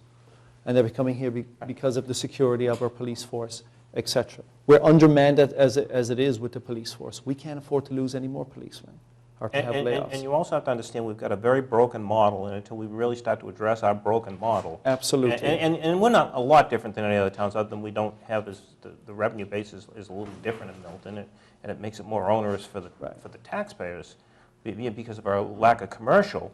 But you can't live for very long with You your can't. expenses increasing by 4% and 5%, and your revenues increasing by less than 2%. Absolutely. It doesn't take a genius. Doesn't even take an accountant to figure that out. And I understand that the DOR frowns upon using free cash for operating expenses. But again, I think the word here is strategic. This is I think so. probably won't happen again in the next 10 or 15 years that we will use free cash for operating expenses. We just have to use it this year, I believe, just to get over this year. Right, and the only thing I would add, and Tom, I think... I mean, if you give me a plan to cut $1 million next year somehow, or consolidate, or figure out a way to cut it over a period of time, I could be more supportive, but Right. to just say that our fix is an override, and we're going to spend $1 million of one-time money this year, is just to be, Well, I'm sorry, it's just Well, irresponsible. actually, you go first, Lori. Yeah, I was just about to say. Tom, I think that the interesting thing is, I agree with you that over the long term, we need to make some structural changes. There's no argument there. Yeah, and the time is now. Yes, and the interesting thing is, I think this presents an opportunity. It presents an opportunity for us to start that education process. But I think it's very difficult to do it if you have people focused on what they view as a deterioration in the quality of life and the level of service. If you do $1 million in cuts in the schools and $900,000 in cuts in the town, that's what they're going to be focused on. I think it's better to focus them on, we have a longer-term plan. It begins with this use of free cash, but also an override this spring and then next spring. And the reason we need to continue thinking like this is because of the structural changes that you've outlined. And I think there would be some benefit to the unanimous support of the selectmen, but I know you all have to vote your conscience. Yeah, no, I understand too. I mean, it's, Well, and I think the idea is that if we do have the longer period of time, we have an override election next year, and if it fails, then the voters will have spoken, and then the decision That's will be right. made at that time. Exactly. And we will have to live with cuts at that point, but what we're trying to do is take a temporary measure, so to speak, because it's part of a longer-term strategy. So it's a proposal, we don't have to vote to accept it, but we have had a vote by the school committee. Was it unanimous? I think it was It unanimous. was unanimous. By the school committee. The Warren Committee is supporting, the Warren Committee has proposed, Colleen, they want to know what our thoughts are on it. So, And hopefully you'll vote to support it this evening, because if you do, then we can start the education process with our PTO briefing starting next week. yeah, and, you know, I guess one other thing to point out is we'd be using about $1 million for operating expenses. We're still making cuts with those. The school's still going to cut 8 positions. We're going to have some cuts to make. We're going to ask, I think the town, we don't even have to ask, the town administrator is already looking at this and coming up with recommendations that she would make for us, as to how we would handle the cuts on our side. But, you know, it would be another option to even move some of these free cash that's being used for one-time expenses further into operating and try to reduce the $500,000 in cuts. And no one's advocating that. We're trying to just use some of the free cash, it's a third of it that's available, to put into plugging some holes to try to let a 2-year strategy move forward and see whether there can be broad support for it. And just getting back to Tom's point again, if we agree on approving this tonight, we should definitely all agree that this should not happen again. You know, using free cash for operating expenses. Would you agree with that, Tom? Well, absolutely, it shouldn't happen now, so yeah, it shouldn't happen again either. I No, understand. it's 10 or Dennis, 15 I'm years a- from now, I don't know what I'm circumstances. a little older than you are, so I've learned never to say never. Never say never, Yeah, I know, right. yeah, exactly. I know, but, you know, at least in the near future, we shouldn't, Well, we should not make a I habit think, out of it. I think Not we the agree that preferred it's not the optimum approach. I certainly agree with that, but as I say, I would never say never. Depends on what other options I'm faced with. Well, maybe we shouldn't wait so long again to do an override, That's true. you know? But keep in mind the economic climate that the whole That's world has right. been in for the last few That's years. right. I mean, that was a big factor in this. Absolutely.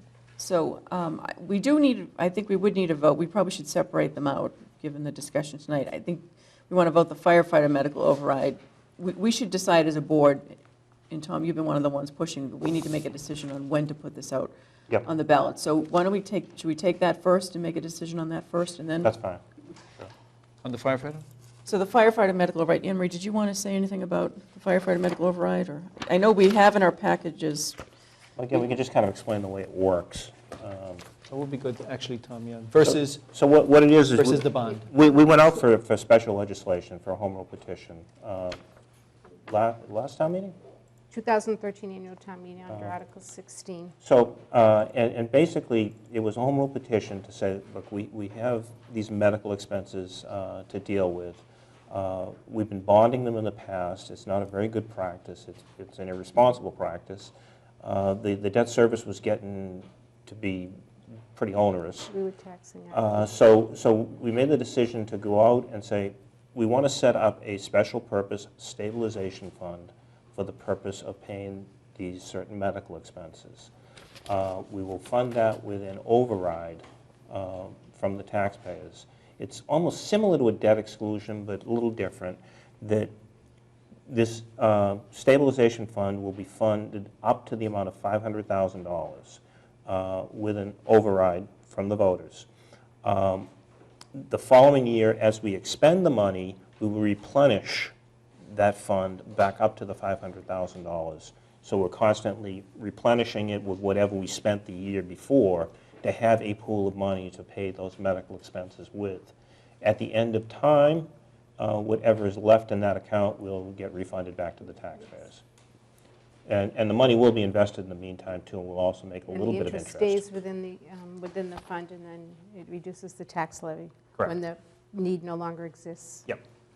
and this is a different, this can't be included within an override, an operating override ballot question. It's a different It's a type unique over of the levy override. limit. So, Right. because of all the Right. different items that you just mentioned. Right. So we also have tonight a copy of the current state of the account, which is projecting that we'll have a deficit of just under $300,000 at the end of this year.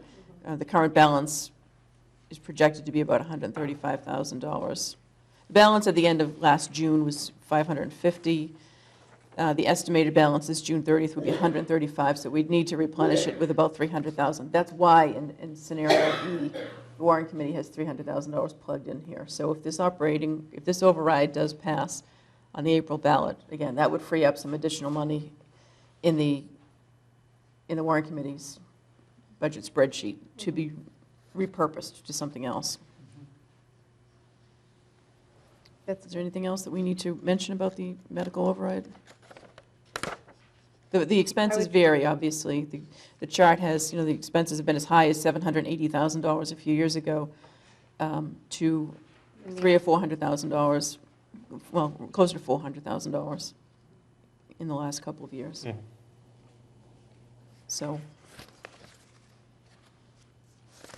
So is it the desire of the board to put this firefighter medical override on the April ballot? Yes, Yes. Yep. I'll make a Which motion would to give that us effect. certainty. So you're moving that? Second. Okay, so the motion is to place an override question for the firefighter medical expenses on the April 2015 ballot. Any discussion? All in favor? Aye. So that one is unanimous. On the Warrant Committee's request that we give them some guidance as to what we think for the budget. If we have a Schedule. sense from our discussion as to where Yeah. we are. Yeah. So why don't I move that we support the school committee vote and recommend that the Warrant Committee's budget scenario in column E be taken as the budget approach for fiscal 16, and with the idea that it would be part of a broader two-year strategy in which the board would support seeking an operating override for fiscal year 17. Probably a little bit too convoluted since we don't have it written down. Get the idea, though. Anything else in there? No, that was So good. that Yeah. was it. I'll second that. Okay, so moved and seconded. Any further discussion? Other than this, I'm clearly not going to support it as much as I would hate to see the diminution in services as a result of it not happening. I just think it's fiscally irresponsible, and I can't do it, but I'll just make that comment one more time. And I, like I'm sure Dennis, respect Tom's views on this. Absolutely, And, yeah. and we understand the risks associated with using free cash for this purpose. I think where it's part of the broader strategy, that's what makes me comfortable with voting for this motion. Anything else? I'm good. Then all in favor? Aye. Aye. And opposed? Aye. Thank you. All right, thank you, Leroy, for joining us That's all right. tonight. Okay. We are on to the demolition agreement deadline for 131 Elliott Street and 0 Central Avenue, which together comprise the Hendry's building. As everyone knows, the demolition deadline is January 31st. I've had some discussions with Stephen Connolly. I do want to recognize that Joe Prondak, our building commissioner, has been working very extensively on this with the MBTA, with the demolition contractor, with the Connollys, with many other parties. So Joe has done just yeoman's work on this, and sometimes it's not always known because there are questions, sometimes there are things on social media, when is the Henry's building coming down? People don't realize that there's always a lot going on behind the scenes, and especially with our town administrator and with Mr. Prondak, so they've worked very hard. What I would recommend to this board as the current chair is that we have been granting 2-month extensions of this, and we know there's a number of factors involved. We still, both parties are still before the Concom for demolition applications for permits. So I think we should probably take the approach of seeking shorter-term extensions so that we can keep this moving along, but revisiting it periodically, and I did talk to Mr. Connolly about that. So if we're not meeting next week, we are meeting again on February 3rd. If we extended the demolition date until February 6th, which is a Friday, we can take it back up again at our meeting on February 3rd. And that just will, it's a shorter period of time, but it will keep this it'll keep this coming up at our meetings a little more frequently than it has. So this is to extend the agreement. The deadline, under the demolition deadline under the agreement. The building is not going to come down with a 6th. It's just, we're extending the agreement till the 6th. Yes, and the next Concom hearing is not until February 10th, so we are still before the Concom. The hearings the other night before the Concom, both for 131 Elliott and for 0 Central Ave, were continued at the request of the parties, because we're still working with the demolition contractor. And Do we have a feel for how close we are at this point to getting? well, Joe Prondak is number of working moving very hard. I mean, It's- yeah, and I understand all the There are- complications. Yeah. It's Yeah. not a simple matter. No, but- it's not. There's so many different. I mean, the simple matter is everybody wants to see the building down. Yes. But, And we are really working. Conleys are working hard, and we're working hard, I think is probably what we can say at this point. But a shorter term, I think, would be agreeable to both parties, and we'll bring this back before us again soon. Katie, what are we hoping to achieve on the 6th of February? Well, that's just an early February date. The idea was just to come up with a short window of time. And I know we're not meeting next week, so our next meeting is on the 3rd. We could continue it until the 3rd, but just, if there's a snowstorm on the 3rd and we can't have a meeting, give us a few more days to build in. So it's just a short-term extension. Again, we're both before the Concom, so we don't have demolition permits yet. The town doesn't have a demolition permit yet. We haven't fulfilled all of the things that we need to it's do. not like we're going to get one by January 31st. So No. Obviously not going to get one by January 31st. So. Understood. And the next Concom meeting is February? 10th, I 10th? believe. So Which is a Tuesday night, which could be a meeting night for us, but because we may be at the Concom, that's not one of the nights we scheduled earlier than this meeting. Okay. But again, I'm confused. What are we hoping to achieve on the 6th? If we're extending the agreement until the 6th, and the Concom meeting is on the 10th, why don't we extend it till after the 10th? We could, I don't know whether we've already, Town Council has already done a draft for us of the extension through January 6th, and I don't know if that's gone over to Mr. Connolly for signature or not yet. Because all that's going to happen on the 6th is we're going to extend it again till after the Concom meeting. And on the 3rd, we may want to extend it for a longer period of time than that. I think as we know more, as the weeks go on, and we know more as we're making progress with the demolition contractor and with others, we'll have more information at that point. Okay. All right. So do we have a motion to extend the demolition deadline until February 6, 2015? So moved. I'll second it. Any further discussion? And all in favor? Aye. Aye.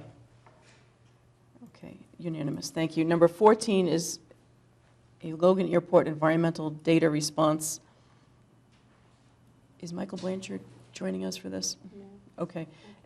Michael called me this afternoon. All three of us were at the Airplane Noise Advisory Committee meeting last week, and at that meeting, members of the advisory committee asked us to submit a letter that they would draft in response to an environmental report that was prepared regarding Logan Airport. It's a Right. very lengthy report. The Airplane Noise Advisory Committee said at that meeting that they would do the draft, they would get it to us over the weekend, Monday, Tuesday. The deadline is January 27th, so it's coming up quickly. We only found out about this last week. We heard from one member of the Airplane Noise Advisory Committee today that it's just not enough time for them to put the letter together. So we do not yet have the draft. A couple of options that they explored with Michael Blanchard, the Assistant Town Administrator, was that we could seek an extension. And Michael reached out to Massport and was told that No way. It's not- there cannot be an that's not extension. There's already been an extension. The other option was that we could approve the submission of a letter by the town administrator I think if, that's reasonable. but again, we don't know what's going to be in it. We don't know what level of specificity will be in this letter. The third option that they proposed, the committee proposed, was that the grassroots group submit the letter. But they recognized that it would be more, I think greater as long as they can standing get if it it came to from the us, board. as long as they can get it to us and we can give the town administrator individually our feedback before that signature, then the town administrator is certainly capable of making her own decision on whether she should support it or we not. could. It's And subject to town council review. we may as well. want, since town council's already, was here meeting with us a week or so ago, we may want to ask that they review the letter also. And that if there are things in it that we're uncomfortable with or we're just not sure we can confirm, maybe some modifications could be made to it. Right. So, I'm here with so that. this sounds like the second option is the one that we'd like to pursue. I think that sounds reasonable, to Yeah. give the town administrator the authority, if she's comfortable that it's something that should go out on town letterhead. Yeah. Okay, then do we have a motion to authorize the town administrator in conjunction with town council to review the Airplane Noise Advisory Committee's draft response to the Logan Airport Environmental Data Report and submit an appropriate response? So moved. Second. Any discussion? All in favor? Aye. Aye. We're on to the town administrator's report. Madam Chair, we have one more item regarding a Yes. contract with the state. This item was added to your agenda late because we did not have knowledge of this request when the agenda was put together, but it is a time-sensitive request, so we are able to put it on your agenda this evening. And this is a contract from the state, and it's a reimbursement for the blizzard of 2013 dollars that we expended. It's approximately $142,000 reimbursement for expenses that the town of Milton incurred during that blizzard. And great amount of thanks goes out to your DPW director, who was instrumental in pulling all the other departments together to collect the information to submit the paperwork for this FEMA grant. How much money is it, Emery? $142,000. At the time, so that was over his budget, obviously. Where would that have been paid from at the time? And does this money go back into that account? Or? No, this was paid out of different budgets, some police, some fire, some DPW. The money was obviously expended in 2013, so this $142,000 would be put into your general fund revenue, and it will then revert to free cash in 2017. I see, okay. We hope. We hope. We hope it'll flow to free cash, which might help us next year with the budget, Tom. That's right. Even if, A little bit. a little bit. So I need a motion to approve the FEMA We have contract. I'll move to approve the FEMA contract that will reimburse the town for expenses incurred for emergency protective measures and debris removal associated with the February 8th and 9th, 2013 blizzard, and to authorize the town administrator to sign all pertinent paperwork on behalf of the board. Second. Any discussion? All in favor? Aye. Aye. Okay, town administrator's report. Madam Chair, I do not have a report tonight. Okay, the only thing I wanted to report is that I did talk with Emily Ennis of the planning board regarding the master plan and the implementation committee that we voted to create at the October town meeting. So what Emily told me is that the planning board will be taking up the master plan in February. I think there's another vote for them to accept it or to have a final discussion or vote on it. And then the plan would be for Emily to come in, meet with us about the implementation committee. And we have one appointee to that committee. The planning board has another appointee. And then it's a 5-member committee altogether. And so there are 3 other members of the committee. So the idea would be to try to get that committee in place this spring, hopefully late February, March, that time frame, so that we can start moving forward with actually working on some of what they call the low-hanging fruit in that master plan, but making sure that it's a living document and that we're actually implementing some of the ideas that are in it. So that's to come in the spring, but that's the only thing I wanted to report on. Anyone, any other reports? Nothing to report. I had a meeting with Cindy Christensen and Dr. Huda, who's from Los Angeles, who I think Cindy might have mentioned at the meeting that we had. Had a very good conversation.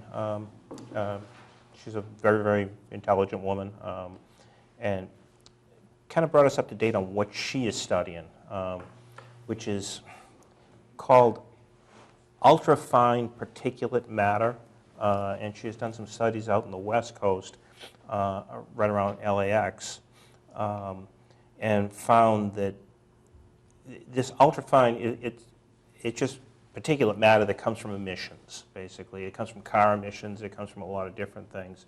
But her study showed that around the Los Angeles airport, and for a period of about 8 to 12 miles thereabouts, there was about a 25% increase in this particulate matter. Now, this is not matter that's studied in most of the studies. The particulate matter that's studied, like in the the Department of Health report that was done over the 5 years, was a larger particulate matter. It was the PM 2.5 is what it's called. And the way she explained it, or my explanation of it, it's that particular matter is a bowling ball, and what she's looking at is smaller than a pea in comparison. So it's considerably smaller, finer particles. So there's been no real health studies on these things. So it was, like I said, it was an interesting conversation. She's trying to perform that same study in Boston. She had indicated that she would be interested in testing it, in the Milton area, if she could find appropriate sites to do it. So that's about where the conversation went. Yeah, I don't think she'd be the expert that we're looking at. Should we decide to take any kind of legal action and look for an expert witness per se, because, like I said, there's been no health studies on this particular stuff in terms of what are the health hazards. You don't even know at this point, and very few studies on it. So. And you mentioned Cindy, and I should have thanked her earlier when I mentioned that the letter that they're writing. Cindy's working and spending a lot of time on writing that letter, so thank you to Cindy for all of her efforts in that area. Anything else to report? Okay. Citizen speak response. Future agenda items. Then if none, we have an executive session, but we also have a meeting of the Governor Stoughton trustees.